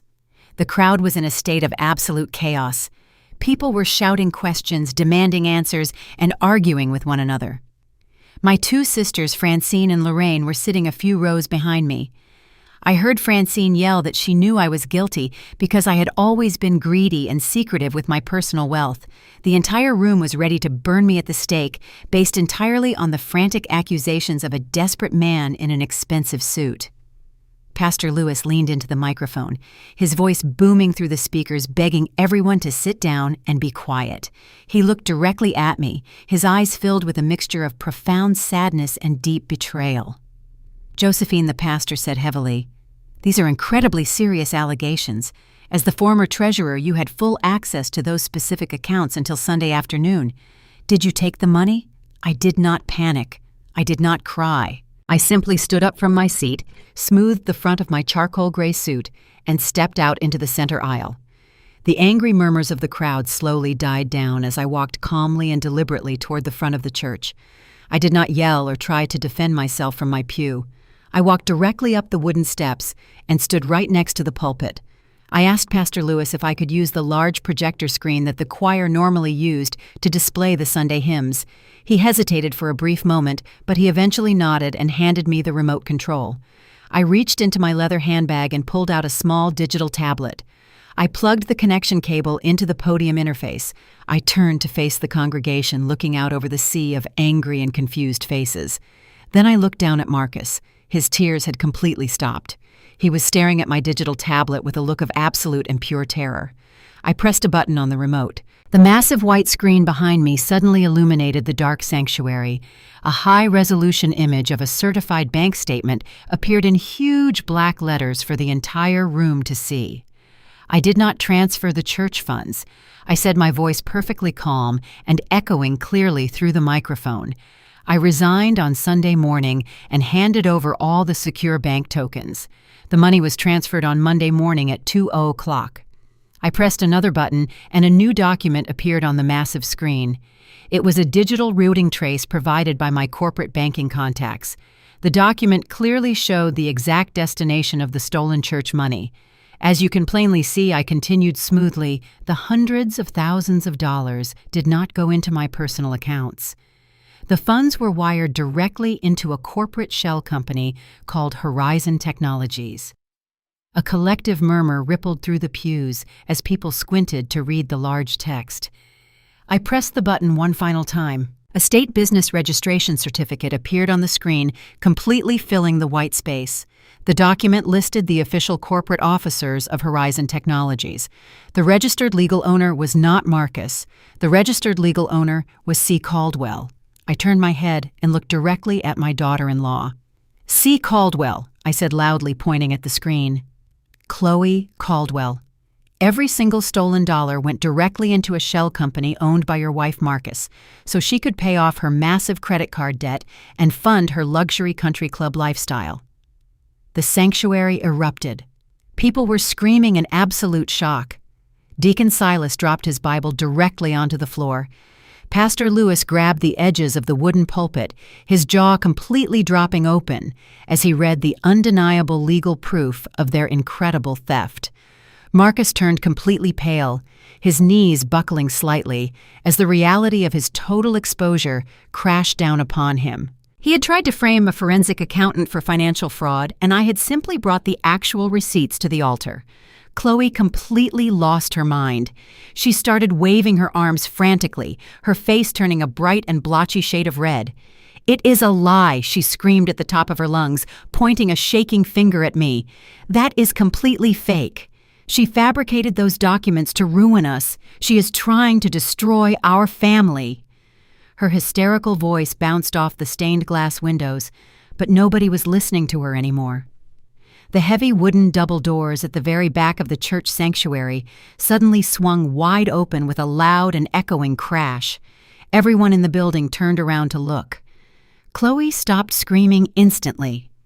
Detective Sterling, accompanied by 4 uniformed police officers, walked slowly and deliberately down the center aisle, their silver badges shining brightly under the sanctuary lights. The heavy wooden double doors of the church sanctuary slammed shut behind the federal agents as they marched directly toward the altar. The entire congregation was standing up in their pews, watching the ultimate downfall of my son. Marcus did not even try to run because there was absolutely nowhere for him to go. He stood frozen in front of the pulpit, his expensive suit suddenly looking like a cheap costume as the reality of federal prison stared him right in the face. Detective Sterling did not shout or make a massive scene. He simply walked up to Marcus, grabbed his wrist, and firmly clicked the heavy steel handcuffs into place. The sharp metallic sound echoed through the silent church like a final judgment. Pastor Lewis turned his face away, unable to watch the golden child of the Caldwell family being treated like a common criminal. Chloe immediately backed away from her husband, holding her hands up in the air and shaking her head frantically, as if proximity to him would somehow infect her with his guilt. As the officers led Marcus down the center aisle, the members of Mount Zion Baptist Church simply watched in stunned silence. Nobody offered a prayer for him. Nobody shouted a word of support. The same people who had been ready to crucify me just 10 minutes earlier were now staring at Marcus with absolute disgust. He was placed in the back of an unmarked police vehicle and driven straight to the federal precinct downtown.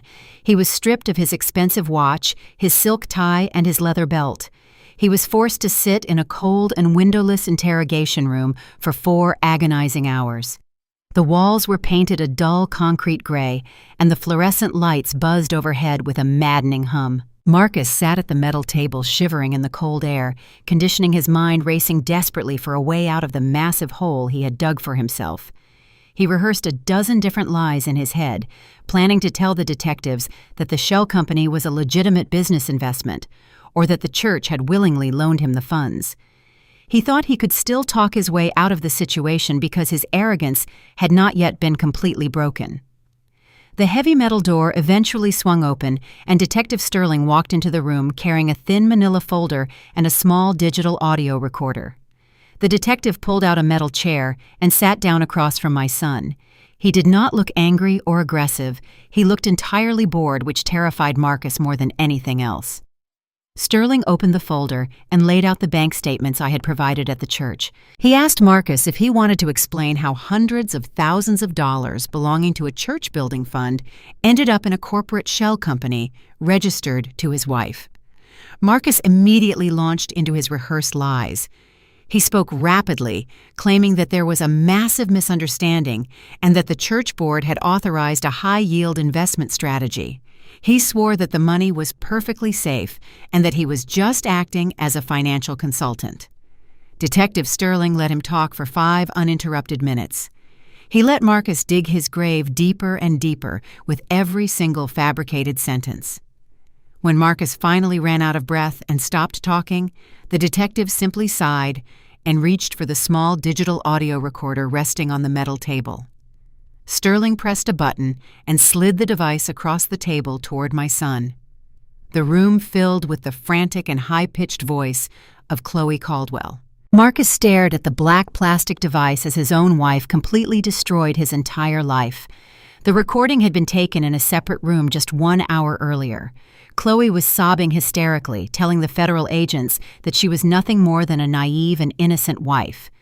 She claimed that Marcus was a manipulative monster who completely controlled their finances and kept her entirely in the dark. She swore to the police that she had absolutely no idea the shell company was registered in her name.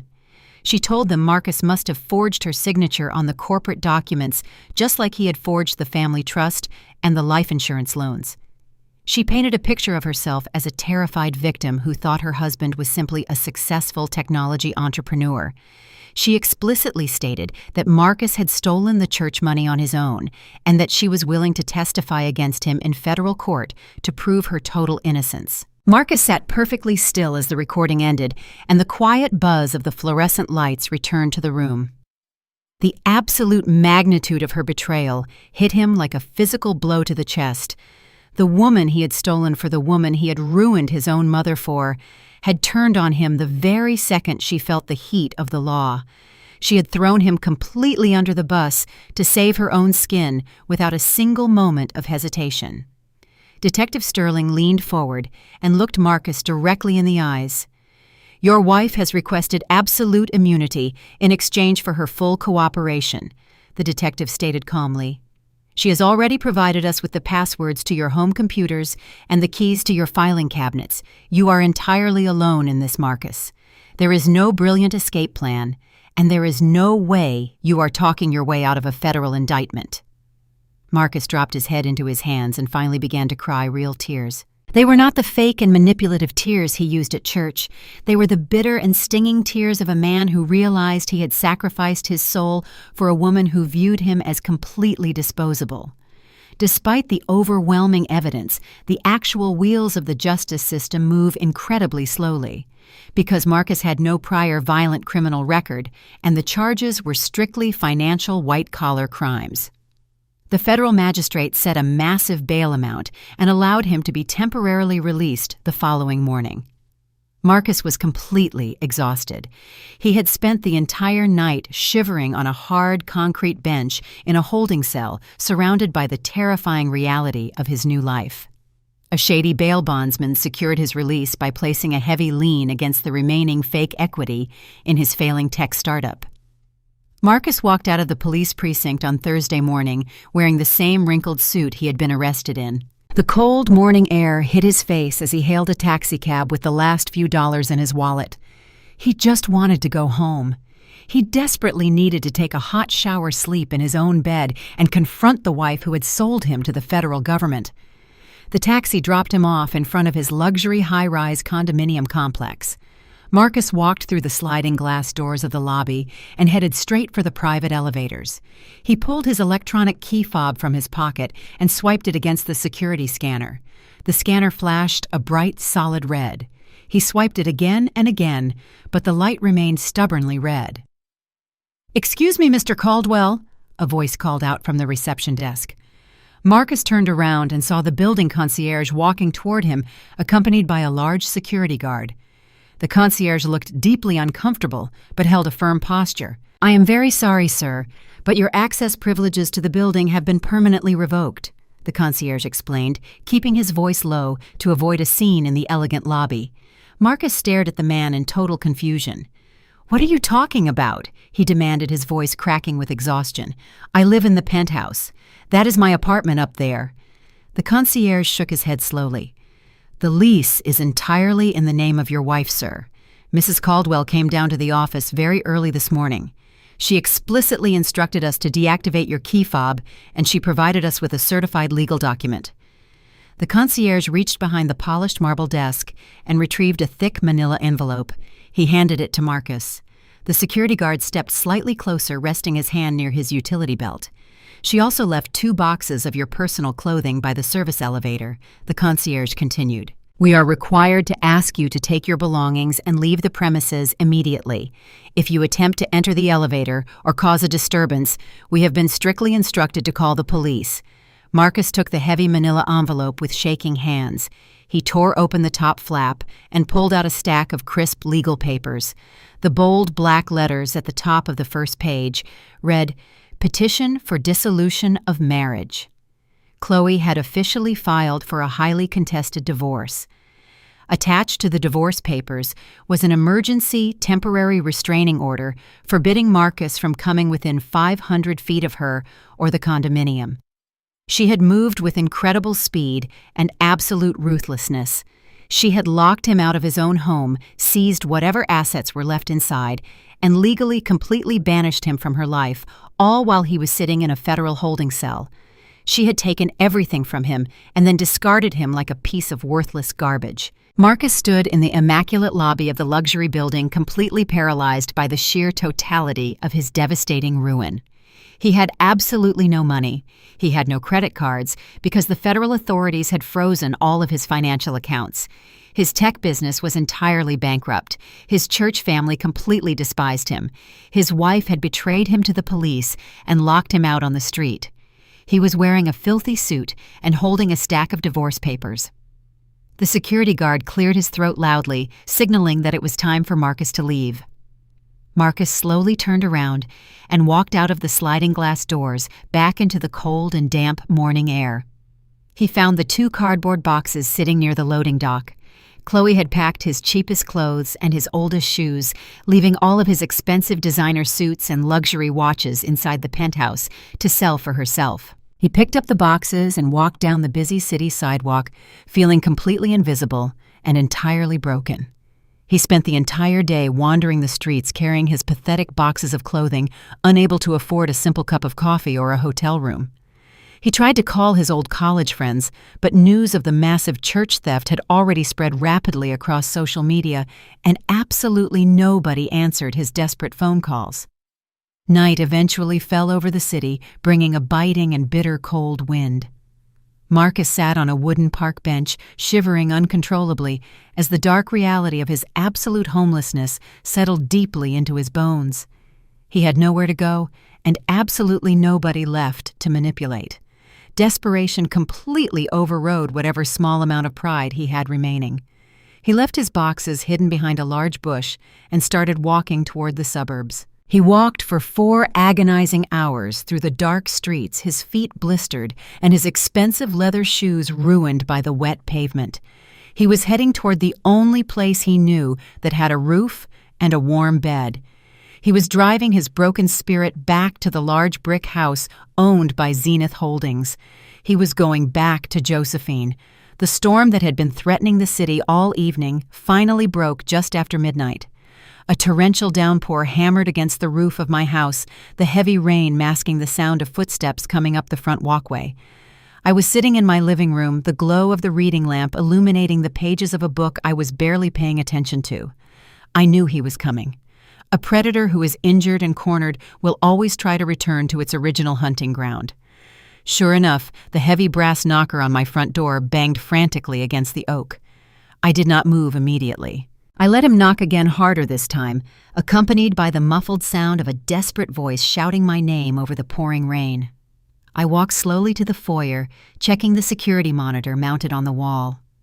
Marcus was standing on my front porch, completely soaked to the bone.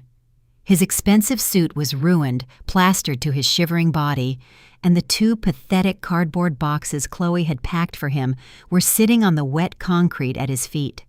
He looked like a drowned rat, entirely stripped of the arrogant swagger he had carried into the church just 24 hours earlier. "Mom, please open the door!" he yelled, banging his fists against the wood. "Please let me in. It is freezing out here. I have nowhere else to go." I unlocked the deadbolts and pulled the heavy door open, leaving the sturdy chain securely fastened. The cold wind whipped through the narrow opening, carrying the smell of wet asphalt. Marcus pressed his face near the gap, his eyes wide and completely bloodshot. He was crying, the tears mixing with the rain streaming down his face. "Mom, thank God," he gasped, reaching a trembling hand toward the crack in the door. "You have to let me in. Chloe locked me out. She filed for divorce and took everything. She completely set me up at the church to take the fall for all of it. You have to help me, please. I am your only son. You cannot just leave me out here in the storm." I stood in the warm hallway, looking at the man I had given birth to 42 years ago. I did not feel a single ounce of maternal sympathy. I felt only a profound and cold emptiness where my love for him used to reside. "You are standing on the wrong porch, Marcus," I said, my voice completely flat and devoid of any emotion. "You need to go find a hotel or a homeless shelter. This is a private residence, and you are not welcome here." He began to sob uncontrollably, his hands gripping the wet doorframe. "You cannot mean that, Mom," he pleaded, his voice breaking into a pathetic whine. "I made a mistake. I was desperate, and I made some terrible choices, but I am still your child. We are family. You are supposed to protect me. You are the only person left in this entire world who can save me from going to federal prison. Please just open the door and let us talk about this. I know you have the money to hire a good lawyer. I know you can fix this if you just try." I stared at him through the narrow gap, disgusted by his endless manipulation. He was still trying to play the victim, still trying to use my maternal instinct as a weapon against me. He had not learned a single thing. I unhooked the chain and swung the door completely open. Marcus took a hopeful step forward, but I immediately stepped into the doorway, physically blocking his path. "Do not take another step toward my house," I warned him, my voice dropping to a dangerous whisper. "You dare to stand on my porch and talk to me about family and protection. You dare to invoke the title of my son after what you did. Let us talk about family, Marcus. Let us talk about every single time I saved you. When you crashed your first car at 16, I worked overtime for an entire year to pay the massive insurance premiums so you would not have a permanent record. When you failed out of your first semester of college, I paid for expensive private tutors to get you readmitted. When your first tech startup completely collapsed, I liquidated $50,000 of my hard-earned retirement savings to pay off your angry investors so they would not sue you for fraud. I bailed you out every single time you fell. I broke my own back to make sure your path was perfectly smooth." I paused, letting the cold rain blow across my face. "And how exactly did you repay a lifetime of my sacrifice, Marcus? You repaid me by forging my signature. You repaid me by stealing a $2 million loan against the life insurance policy that was supposed to bury me. You repaid me by convincing your two greedy aunts that I was losing my mind. You repaid me by filing an emergency guardianship petition to have me legally declared incompetent and locked away in a horrible medical facility so you could steal the house I bought with my own money." Marcus stumbled backward as if I had physically struck him. He opened his mouth to deny it, to make another pathetic excuse, but I did not let him speak. And just last Saturday, I continued my voice rising in anger. You and your entitled wife brought a hired thug to this very porch at 5 in the morning with a metal crowbar. You tried to smash this door into pieces so you could break into my private office and destroy the financial evidence of your massive federal crimes. You were completely willing to destroy my entire life, my freedom and my sanity, just to pay for your luxury cars and your country club membership. You did not care if I died alone in a nursing home as long as you got to keep the money. You ceased to be my son the exact moment you picked up that crowbar. I turned around and reached into the hallway closet. I pulled out a medium-sized vintage leather suitcase. I carried it back to the doorway and dropped it heavily onto the wet porch, right next to his pathetic cardboard boxes. The loud thud made Marcus jump. "What is this?" he asked, looking down at the old luggage in complete confusion. "I packed that suitcase yesterday afternoon," I explained coldly. "It contains every single photograph of you that was sitting in my living room, the baby blanket I knitted for you, and your old childhood sports trophies. Take it. Take every single piece of your memory out of my home. You are not my son anymore, Marcus. You are simply a consequence of your own terrible choices, and I refuse to carry the heavy burden of your failures for one more second." I looked him dead in the eyes, watching the absolute reality of my rejection finally sink into his brain. He was entirely cut off. The bank of Josephine Caldwell was permanently closed, and the mother he had abused for decades was entirely gone. "Get off my property right now," I ordered him, "or I will call Detective Sterling and tell him you are violating your bail conditions by harassing a key federal witness." I stepped back inside, grabbed the heavy brass handle, and slammed the solid oak door directly in his face. I slid the deadbolts into place and walked away, not looking back. Marcus stood alone in the freezing rain, staring at the closed door. The sorrow and desperation he had faked earlier evaporated entirely, replaced by a dark, toxic, and incredibly dangerous rage. He kicked the vintage suitcase off the porch, sending it tumbling into the muddy grass. He was completely out of options, out of time, and entirely out of his mind. He pulled his cell phone from his wet pocket and scrolled through his contacts until he found the number for the shady attorney who had drafted his fake family trust. He hit call and pressed the phone to his ear, ignoring the heavy rain. When the lawyer answered, Marcus did not hesitate. "The situation has completely collapsed," he growled into the phone, his voice shaking with pure malice. "Execute Plan B immediately. I do not care what the risks are anymore. We are taking the $2 million life insurance money tonight." 2 days after Marcus stood shivering on my front porch in the freezing rain, Chloe was already working tirelessly to rewrite her entire history. She attended the annual spring charity gala hosted by the Downtown Botanical Society. It was one of the most exclusive high society events in the city, attended by wealthy politicians, corporate executives, and old money socialites. Chloe had purchased her ticket months in advance, using the money Marcus had stolen from my life insurance policy. She wore a stunning floor-length emerald silk gown and borrowed diamond earrings from her mother Meredith. She stood near the open bar, surrounded by a circle of sympathetic women holding a crystal glass of expensive champagne.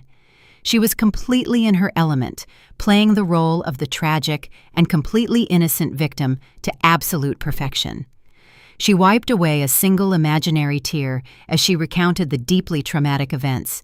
"I had absolutely no idea he was doing any of it," she told a wealthy judge's wife. "Marcus told me his technology company was thriving. I trusted him because he was my husband, but he was a complete monster behind closed doors. He manipulated me and controlled our bank accounts. I am just so incredibly grateful that I found out the truth before he could ruin my life completely." Her audience gasped in appropriate horror, murmuring their deep sympathies and offering their unwavering support. Meredith stood right beside her daughter, patting her shoulder and nodding solemnly, while Preston hovered nearby, trying to look like the protective patriarch. They were spinning a massive web of lies, hoping to distance themselves from the fallout. Chloe believed that if she could simply win the court of public opinion, she could easily walk away from the massive wreckage she had helped create. She thought she could simply discard my son and immediately resume her luxurious lifestyle. She banked on her practiced tears to shield her from consequences. She took a delicate sip of her champagne, smiling inwardly as the wealthy women promised to invite her to their private summer parties. She felt entirely safe in that glittering ballroom surrounded by the absolute elite. She had successfully thrown Marcus to the federal wolves and secured her own absolute immunity, or at least that is exactly what she genuinely believed, right up until the exact moment I walked through the grand double doors of the ballroom. I did not sneak in through the back entrance. I did not hide in the shadows. I walked straight down the grand staircase, wearing a custom-tailored black velvet evening gown and a genuine diamond necklace. The crystal chandeliers caught the light of my jewelry, drawing the attention of the room. I moved with the calm and undeniable authority of a woman who completely owned the space she occupied. The master of ceremonies spotted me immediately and rushed over to greet me with a wide and respectful smile. He took my hand and thanked me profusely for my incredible generosity. I had instructed my corporate attorney to purchase the Platinum Sponsorship Package. As the Platinum sponsor, I possessed the highest level of VIP access. The event organizers treated me like absolute royalty because my massive donation had single-handedly funded their charity operations for the entire year. I politely dismissed the host and turned my attention toward the open bar. Her bright emerald gown stood out sharply against the sea of black tuxedos and dark evening dresses. I walked slowly across the polished ballroom floor, my heels making absolutely no sound on the thick, decorative carpets. The wealthy guests naturally parted to let me through. Chloe was busy laughing at a joke made by a prominent city councilman when she finally turned her head and saw me approaching her table. The fake smile instantly completely vanished from her face. Her eyes widened in absolute shock, and her manicured hand trembled so violently she nearly dropped her expensive crystal champagne flute. Meredith gasped and grabbed Preston by his jacket sleeve. They stared at me as if they were looking at an actual ghost. Josephine, Chloe whispered. "Chloe, what are you doing here? You cannot be here. This is a private and highly exclusive charity event. You do not belong in a place like this." I stopped directly in front of her table, looking down at her with absolute and total disdain. I did not raise my voice or cause a massive public scene. I simply let the sheer weight of my presence completely crush her artificial confidence. "I belong wherever I choose to be." "Chloe," I replied smoothly, my voice carrying perfectly in the quiet space that had suddenly formed around us. "I am the anonymous platinum sponsor of this charity gala. I paid for the ballroom, I paid for the catering, and I paid for the expensive champagne you are currently drinking." The women standing around Chloe exchanged highly confused and deeply shocked glances.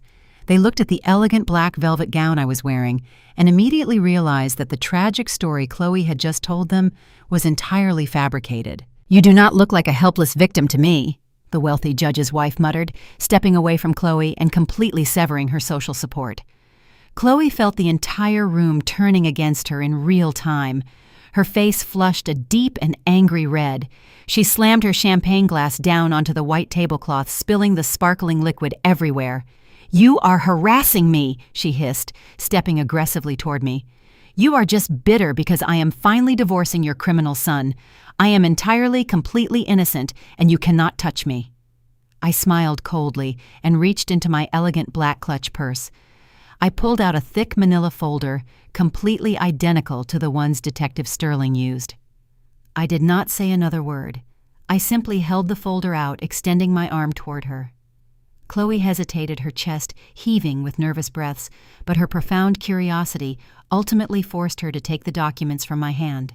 She opened the manila folder and stared at the page. It was a notice of asset seizure from the Internal Revenue Service. Her eyes scanned the bold text, and the color completely drained from her face.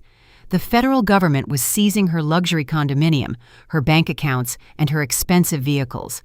"You see, Chloe?" I explained, my voice perfectly. "Calm, you made one massive mistake when you negotiated your immunity deal with the local police.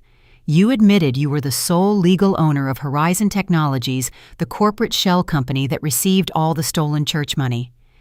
You thought that protecting yourself from the local fraud charges would simply set you free, but you completely forgot about the federal tax authorities. I forwarded all of your corporate banking records to the Internal Revenue Service last week. You owe the federal government hundreds of thousands of dollars in unpaid taxes and massive fraud penalties. Because the shell company is registered entirely in your personal name, you are completely and absolutely liable for every single stolen dollar. Your immunity deal does not cover federal tax evasion, Chloe." Preston aggressively pushed his way forward, his face turning a dark shade of purple. "You cannot do this to my daughter," he shouted loudly, completely losing his carefully maintained country club composure. "This is absolute blackmail. I will call my lawyers and sue you for every single penny you have." I slowly turned my head and looked directly at him. "You are completely bankrupt, Preston," I reminded him coldly. "You do not have any lawyers, and you cannot afford to save her. You are completely powerless here." The entire ballroom had gone completely silent. The jazz band stopped playing. Hundreds of wealthy guests stood entirely motionless, watching the absolute destruction of the Caldwell family play out in real time. Suddenly, the grand double doors of the ballroom burst open for a second time. 6 armed federal agents wearing dark tactical jackets with the letters IRS printed boldly in bright yellow on the back marched directly into the elegant room. They bypassed the shocked event organizers and walked straight toward our table. Chloe dropped the folder onto the floor, her whole body shaking violently. "Mom, please do something," she begged, turning desperately toward Meredith. But Meredith simply covered her mouth and took a massive step backward, entirely abandoning her daughter to the authorities. The lead agent grabbed Chloe by the arm, pulling her away from the table. "Chloe Caldwell, you are under federal arrest for massive tax evasion and corporate fraud," he announced, his loud voice echoing across the silent ballroom. He pulled her arms firmly behind her back.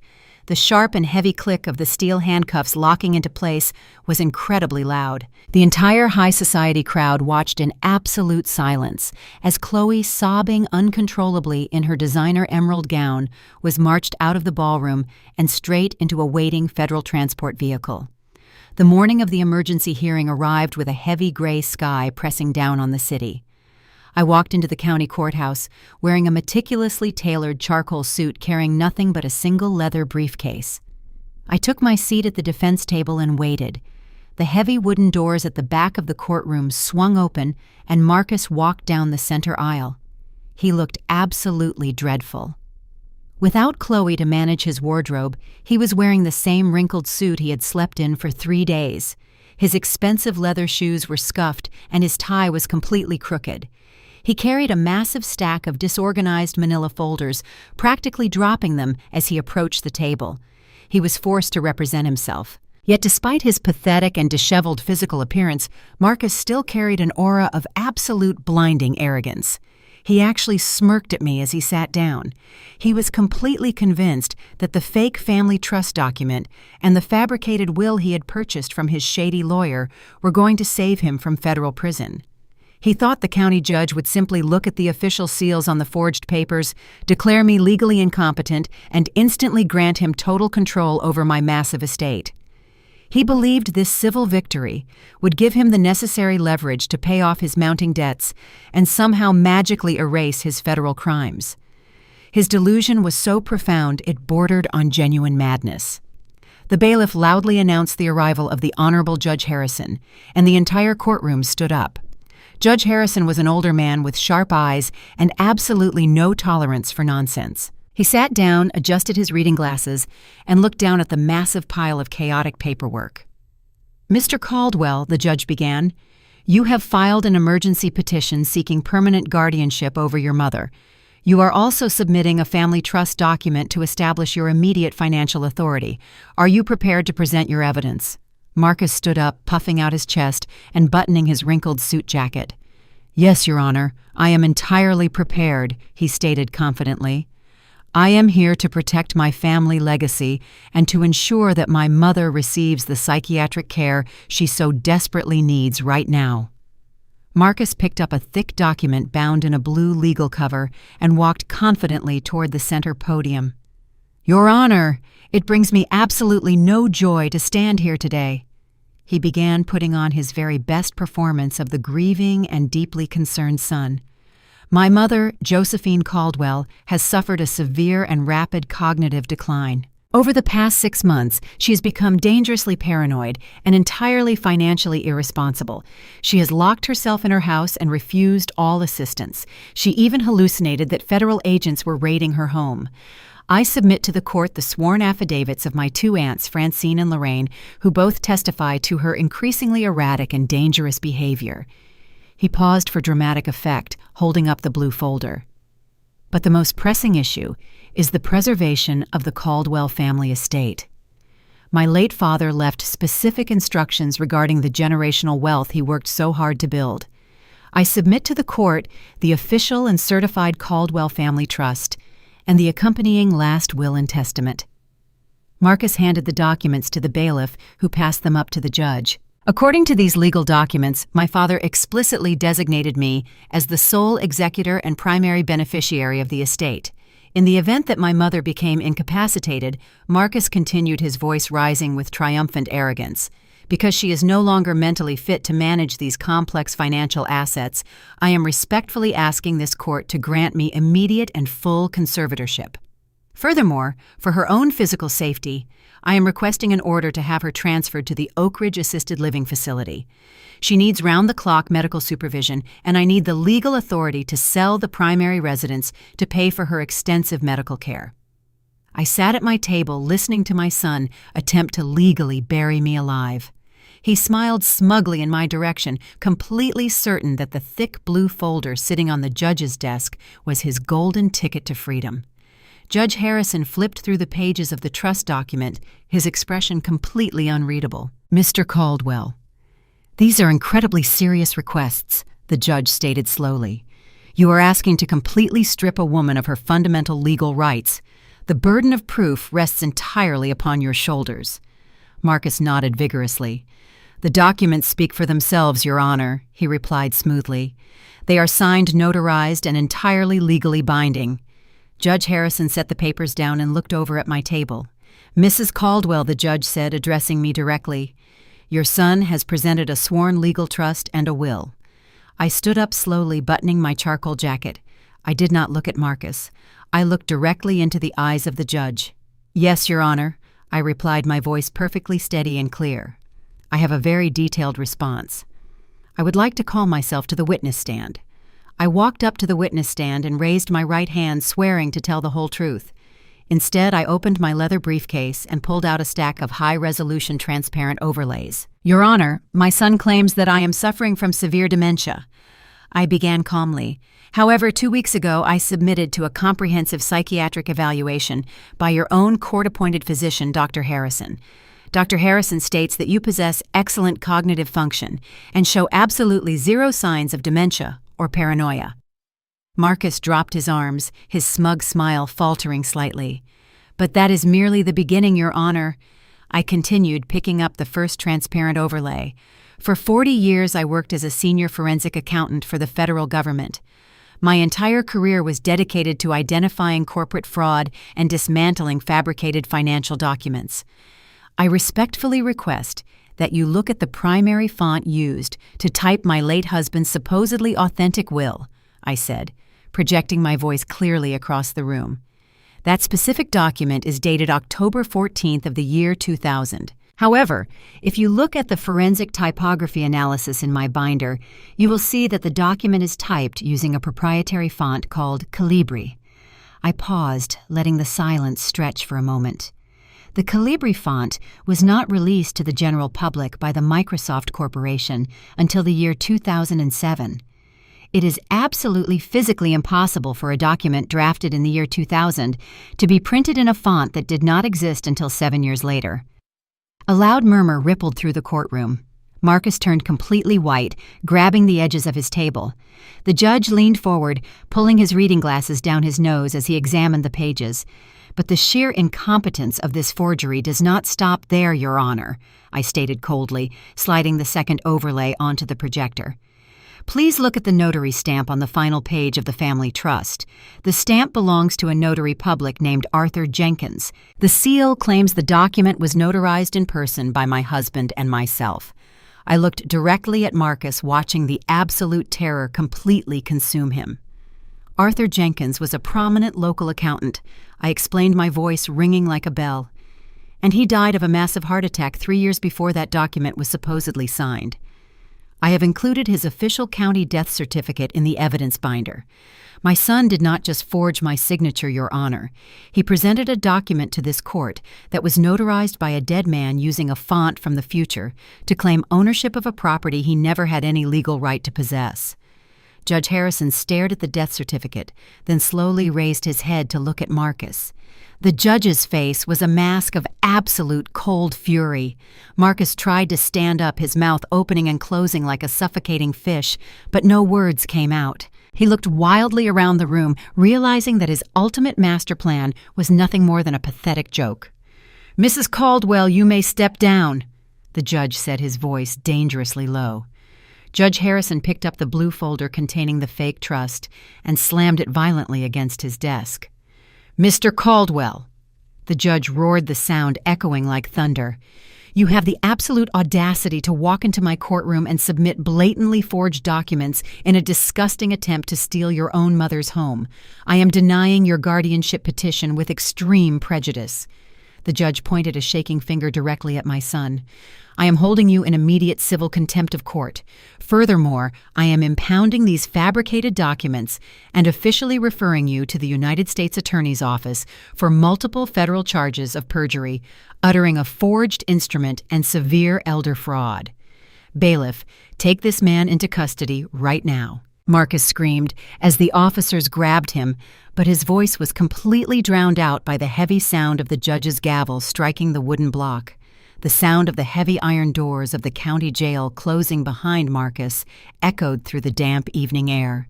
His shady bail bondsman had somehow managed to secure his temporary release one final time by leveraging the last remaining scraps of his completely bankrupt tech company. Marcus walked out into the bleak city streets a completely broken and desperate man. He had absolutely nothing left to lose. His wife Chloe was sitting in a federal holding facility facing massive tax evasion charges and had completely locked him out of their luxury condominium. His mother had humiliated him in open court, proving to the judge that his family trust documents were nothing more than a pathetic forgery. The local police were currently preparing a massive criminal indictment for the church theft. The walls were closing in on him rapidly, and he knew he only had a few precious hours before the federal authorities officially froze every single financial asset attached to his name. His entire life was completely collapsing around him, but his blinding arrogance and survival instinct pushed him toward one final and incredibly reckless gamble. He still had the approval paperwork for the $2 million commercial loan he had fraudulently taken out against my primary life insurance policy. The funds had been approved by the corporate underwriting department just days before the disastrous church meeting, and the massive sum of money was currently sitting in a temporary holding account at the Central Commercial Bank, waiting for his final authorization to clear.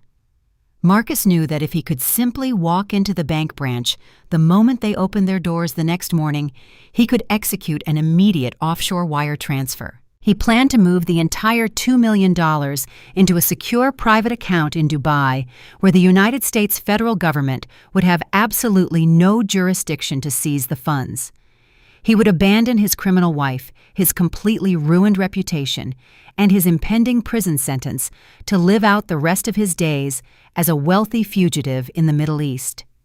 He spent the entire night pacing back and forth in a cheap and filthy motel room, staring at the peeling wallpaper and clutching the forged insurance documents like a lifeline. He convinced himself that he was still the smartest person in the room. He believed that the massive bureaucracy of the federal justice system would move far too slowly to catch him before he boarded an international flight. He carefully ironed his only remaining dress shirt, trying desperately to make himself look like a legitimate and highly successful business executive, rather than a terrified criminal running from the law. When the morning sun finally rose over the city skyline, Marcus grabbed his leather briefcase and walked out of the motel room with a renewed sense of dangerous determination. He hailed a taxicab and directed the driver to the main downtown branch of the Central Commercial Bank. He walked through the heavy revolving glass doors at 9, his heart pounding violently. He approached the main reception desk and demanded an immediate audience with the senior branch manager, claiming he needed to authorize an urgent corporate wire transfer. The receptionist recognized his fraudulent tech company name and escorted him to a glass office on the second floor. The senior branch manager, a middle-aged man, greeted Marcus with a warm and highly respectful smile. The manager offered him a cup of premium coffee and gestured toward a comfortable leather chair across from his mahogany desk. Marcus sat down and placed his leather briefcase on the floor, trying to project an aura of absolute calm. He handed the manager the forged insurance authorization forms and the specific offshore routing numbers for the bank in Dubai. The manager took the paperwork and adjusted his wire-rimmed glasses, typing the account numbers into his secure desktop computer. Marcus watched the reflection in the glass windows, his palms sweating profusely as he waited for the transaction to process. He imagined himself sitting on a beautiful beach in the Middle East, drinking an expensive cocktail and forgetting the family he left behind. He thought about how incredibly clever he was to have outsmarted the banking institution using fabricated documents. The manager clicked his mouse and nodded slowly, looking back over at my son. "Everything appears to be in perfect order, Mr. Caldwell," the manager stated politely, his fingers hovering over the authorization key. "The $2 million loan was approved by underwriting on Tuesday, and the funds are currently resting securely in the temporary holding account. I just need to verify your identification and run the routing numbers through our system to ensure there are no regulatory holds." Marcus pulled his driver's license from his wallet and slid it across the mahogany desk, his hands trembling slightly. He held his breath as the manager inserted the card into a digital scanner. This was the exact moment of absolute truth.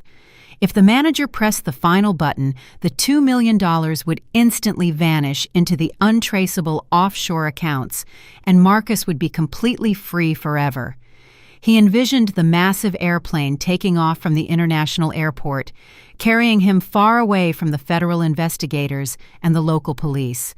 He felt a massive surge of adrenaline rushing through his veins as the manager turned his attention back to the glowing computer screen.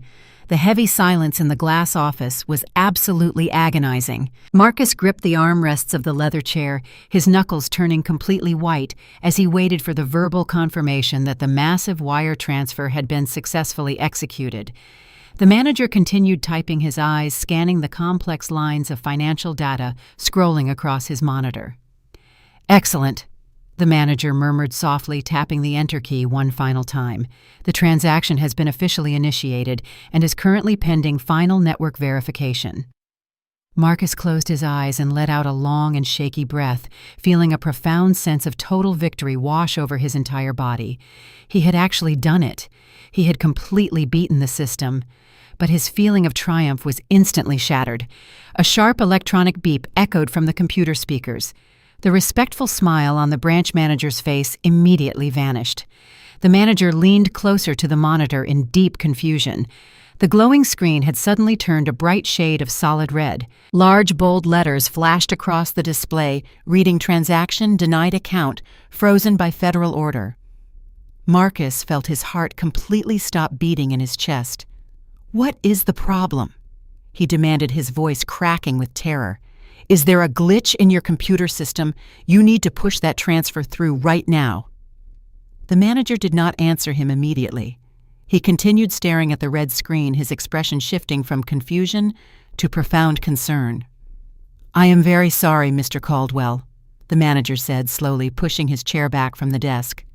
"The system is showing a massive security lock on this specific account. I need to step outside and speak with the regional fraud department immediately. Please remain seated right here." The manager stood up quickly, walked out of the glass office, and firmly closed the heavy door behind him. Marcus jumped out of his leather chair, completely panicking. He grabbed the handle of the door, but it was securely locked from the outside. He was entirely trapped inside the transparent glass box. He frantically looked around the bank floor, realizing that his brilliant escape plan had just collapsed into a massive disaster.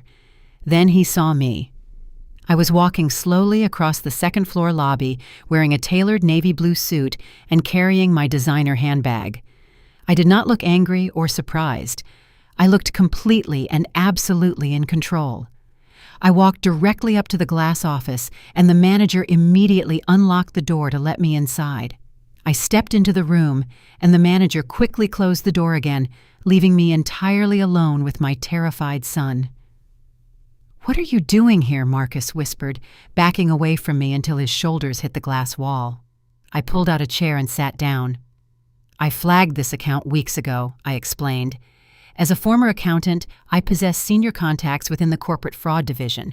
They notified me instantly. Attempting to secure a fraudulent loan is a minor crime, but initiating a $2 million international wire transfer using forged documents crosses the threshold into a massive federal felony.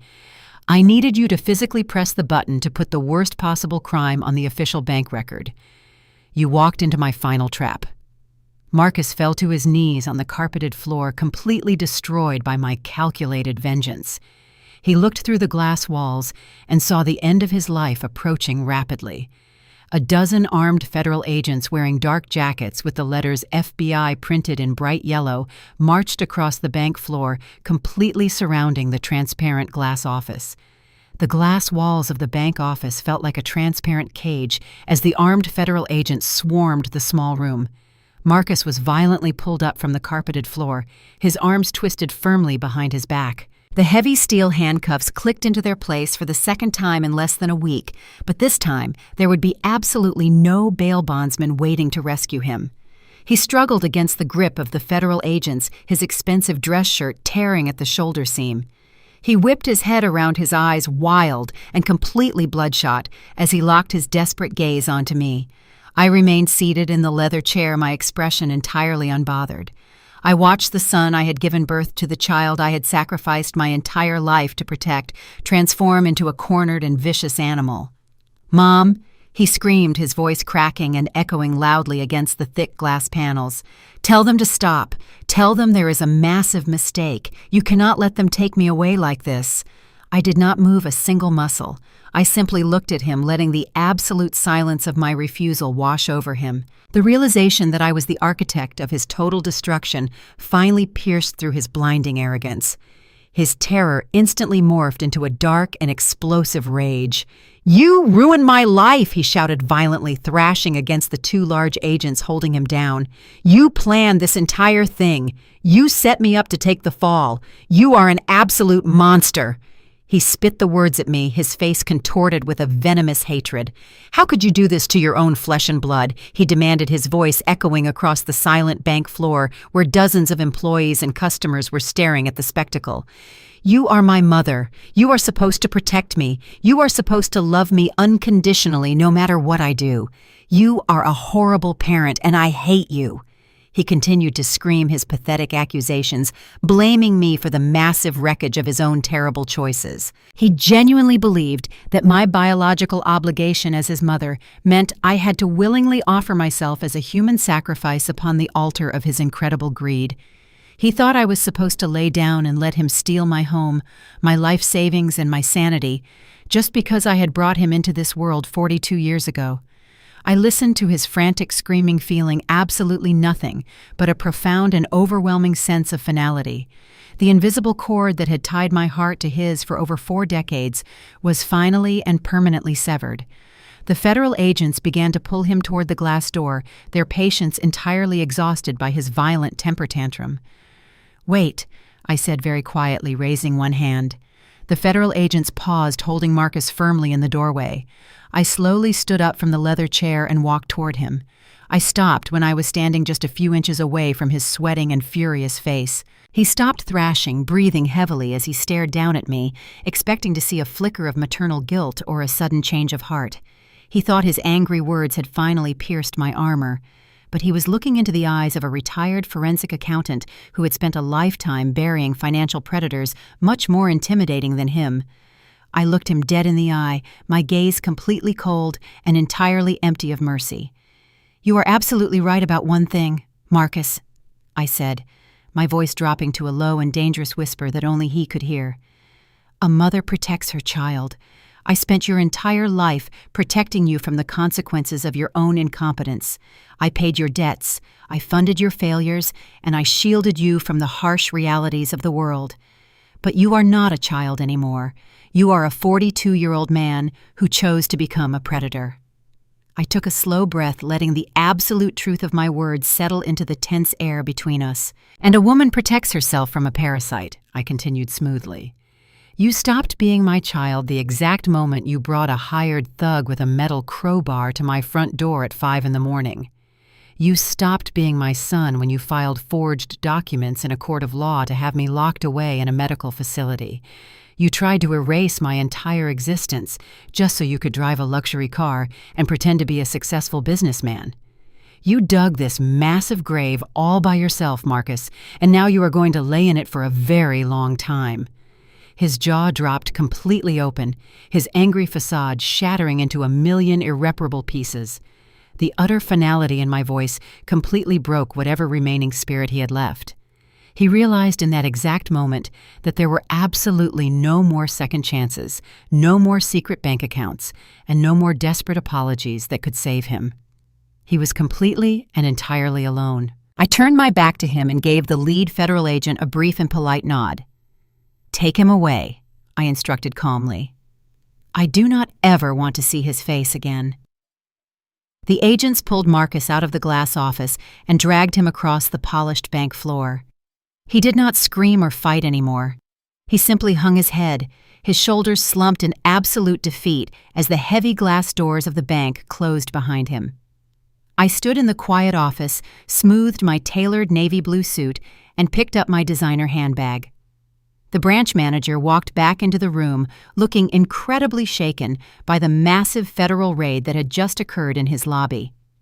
I thanked the manager for his time, turned on my heel, and walked out of the building. The wheels of the federal justice system ground forward with absolute and brutal efficiency over the next 6 months. Because I had handed the prosecutors a flawless mountain of forensic financial evidence, the criminal trials were incredibly swift. Chloe Caldwell, the woman who proudly banished me from holding my own grandson, was the very first to fall.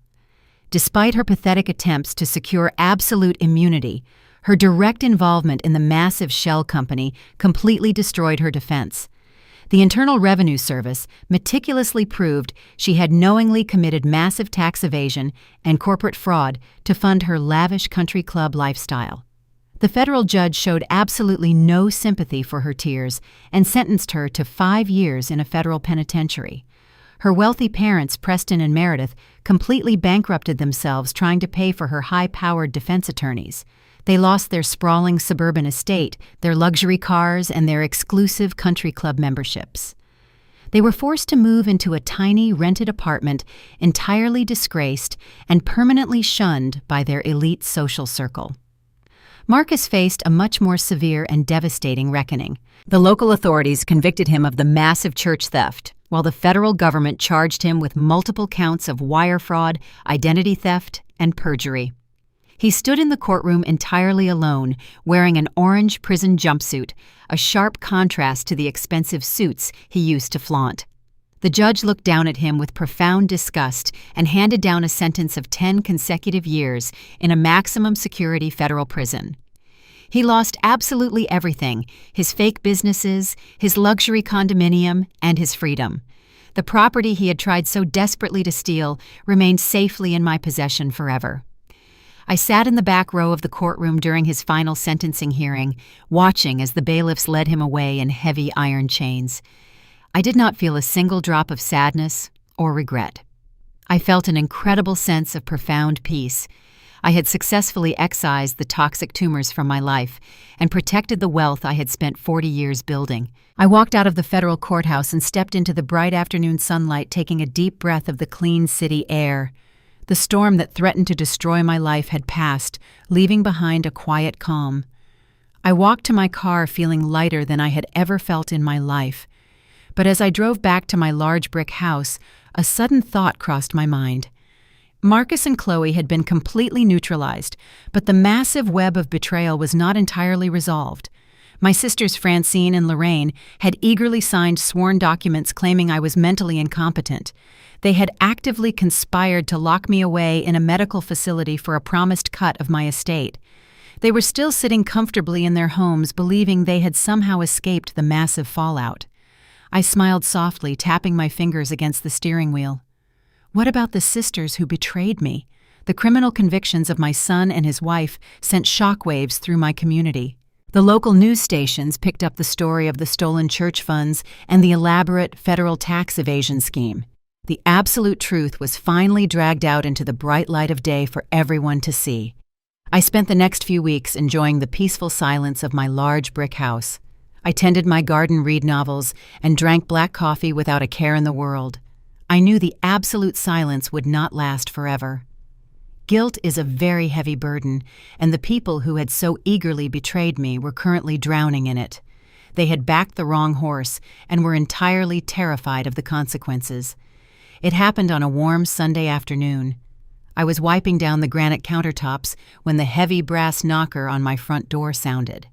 I walked down the hardwood hallway and checked the security camera monitor. I was not surprised by what I saw. Standing on my front porch, looking incredibly nervous and deeply ashamed, was a small delegation of my greatest betrayers. My two younger sisters, Francine and Lorraine, stood at the front of the group holding large glass baking dishes covered tightly in silver aluminum foil. Behind them, wearing their Sunday suits, were Pastor Lewis and Deacon Silas.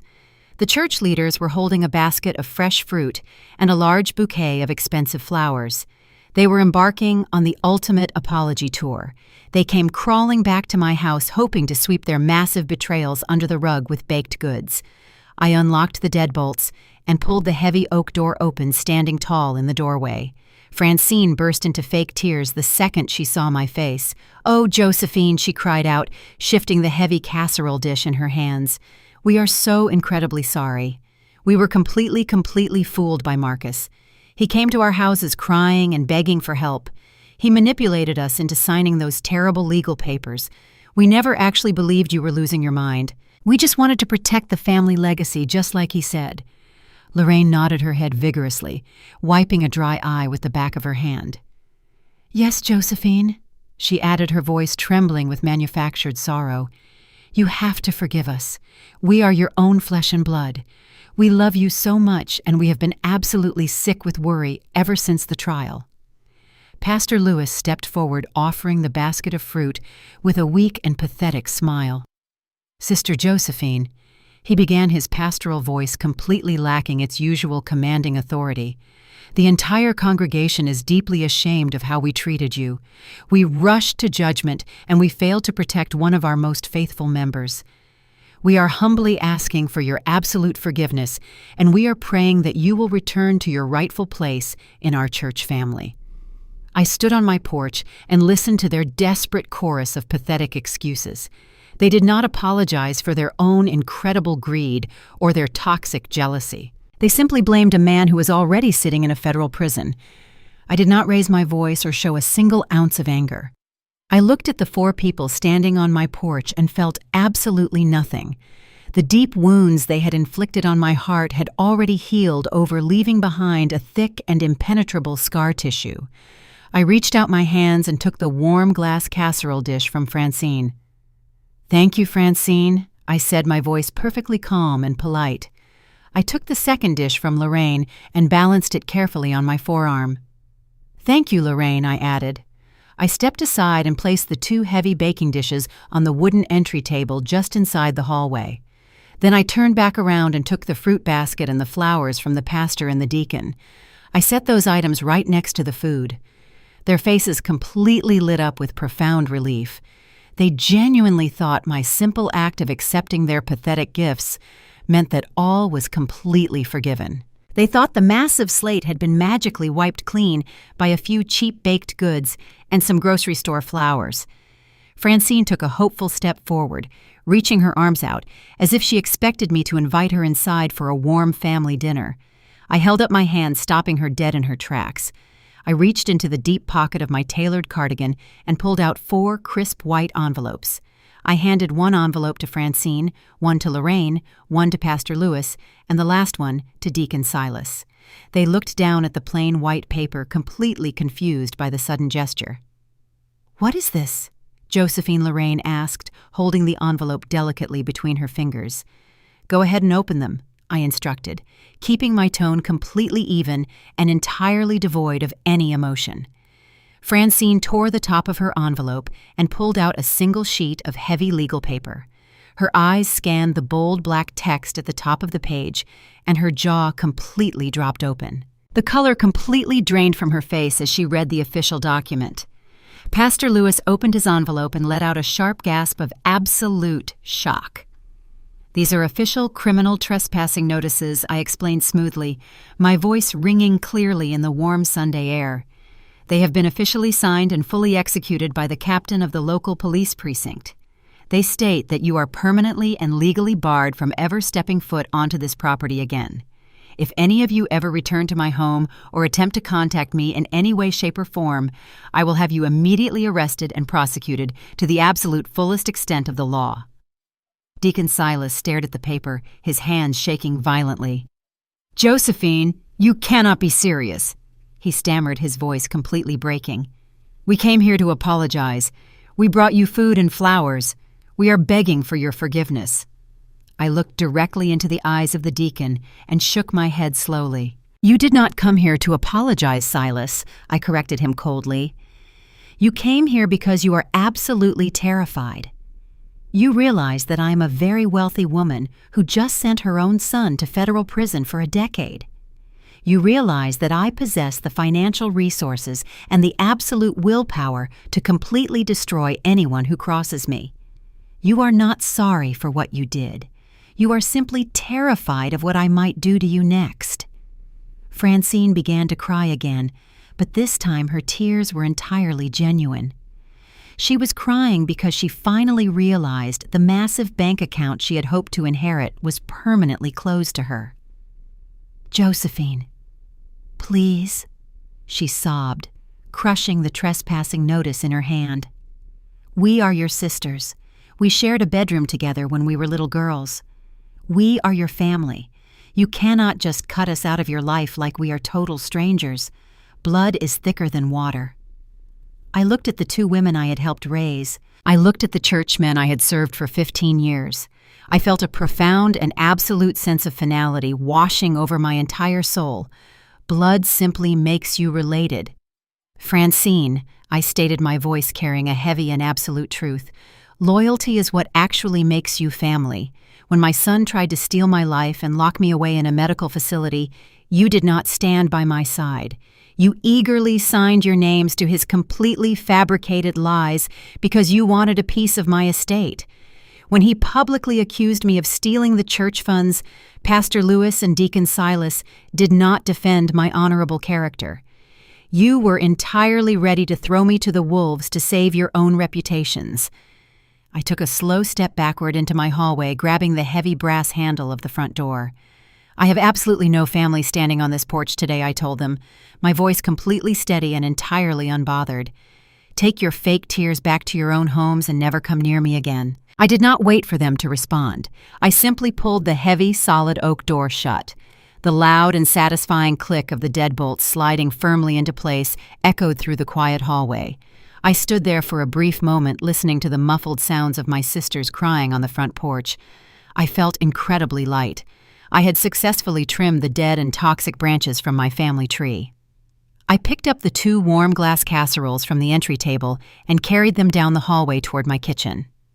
The house was completely quiet, but as I pushed through the swinging kitchen door, I realized I was not entirely alone. The house was entirely quiet as I pushed through the swinging wooden kitchen door, but I quickly realized I was not completely alone. The grand dining room at the front of my large brick home was filled with the warm and comforting glow of the afternoon sun streaming through the bay windows. I walked into the room carrying the 2 warm glass casseroles that my disgraced sisters had just abandoned on my front entry table. I set the dishes down onto the center of my massive mahogany dining table. The table was beautifully set with my finest porcelain china, polished silver cutlery, and crystal drinking glasses. But the chairs surrounding the table were not empty. They were occupied by the true family I had carefully chosen for myself. Sitting at the head of the table was my beloved Auntie May. She was the only member of my extended family who had completely refused to believe the vicious lies Marcus had spread when the rest of the family had eagerly sharpened their knives. Auntie May had stood firmly by my side, offering her unwavering loyalty and quiet wisdom. Sitting to her right was Detective Sterling. The federal investigator who had arrested my son had slowly transitioned from a professional acquaintance into a deeply trusted friend.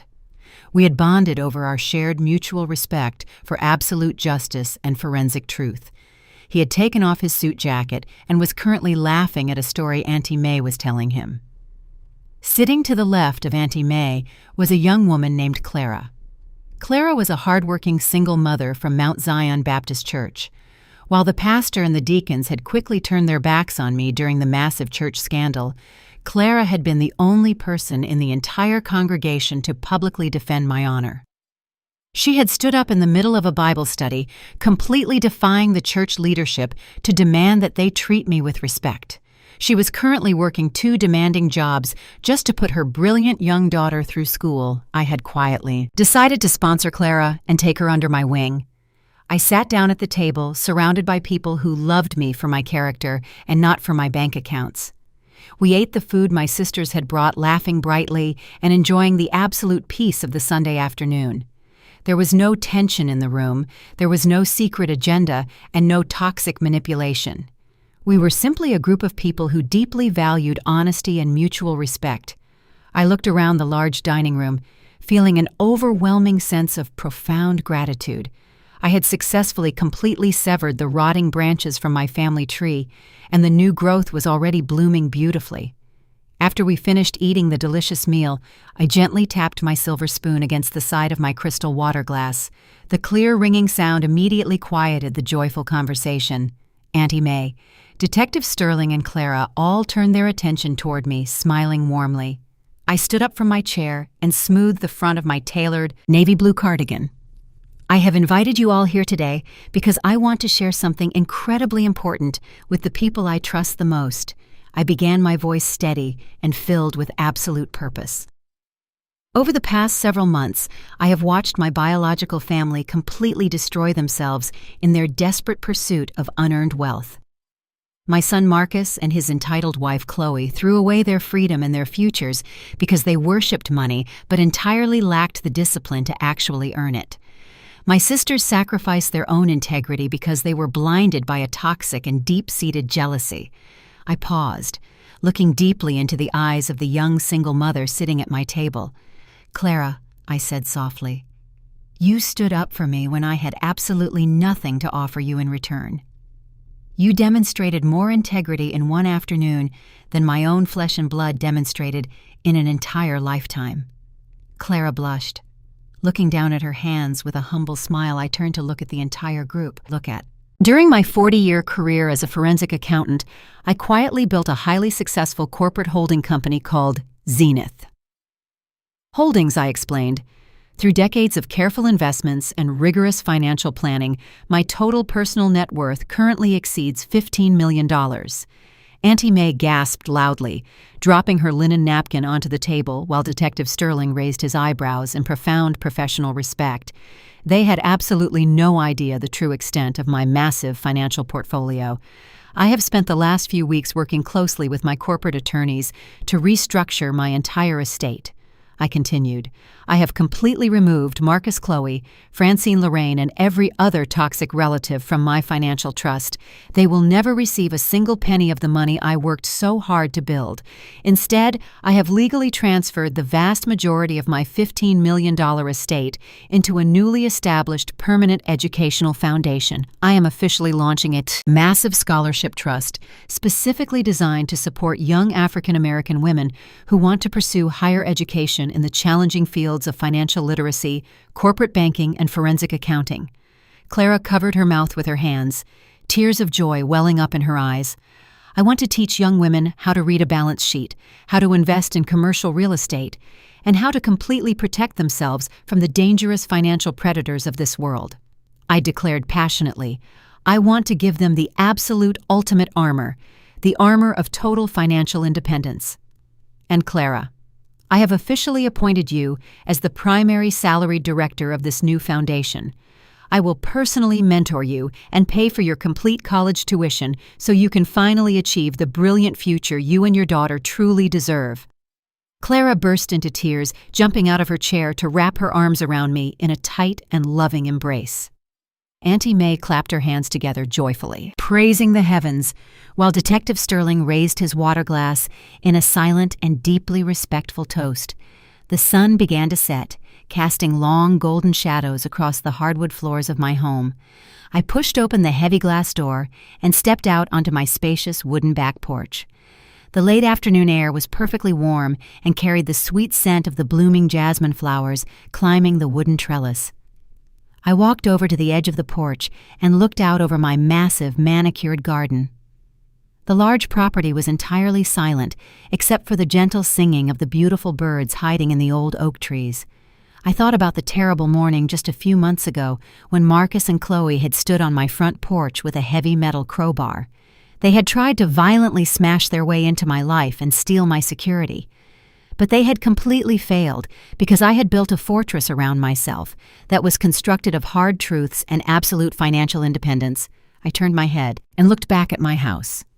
The heavy oak doors were firmly and permanently secured against the dark. Past, I walked over to a small wicker table and picked up a tall glass of perfectly chilled sweet tea. Condensation dripped slowly down the sides of the crystal glass, shining brightly in the fading sunlight.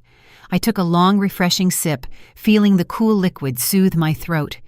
I was a 68-year-old woman living entirely alone, and yet I had never felt more completely supported and profoundly loved in my entire life. I did not need a husband to protect me, and I certainly did not need an ungrateful son to validate my existence. I was completely unbothered by the judgments of the disgraced church leaders, and I was entirely unaffected by the pathetic apologies of my greedy sisters. I was a wealthy, secure, and highly intelligent woman who had successfully navigated the most dangerous storm of my life without compromising a single ounce of my personal integrity. I sat down in my comfortable rocking chair, closing my eyes and listening to the joyful sounds of my true family laughing inside my beautiful home. The chaos was finally over. The predators had been completely vanquished, and the future belonged entirely to the people who truly deserved it. I took another slow sip of my sweet tea, smiling softly as the cool evening breeze gently brushed against my face.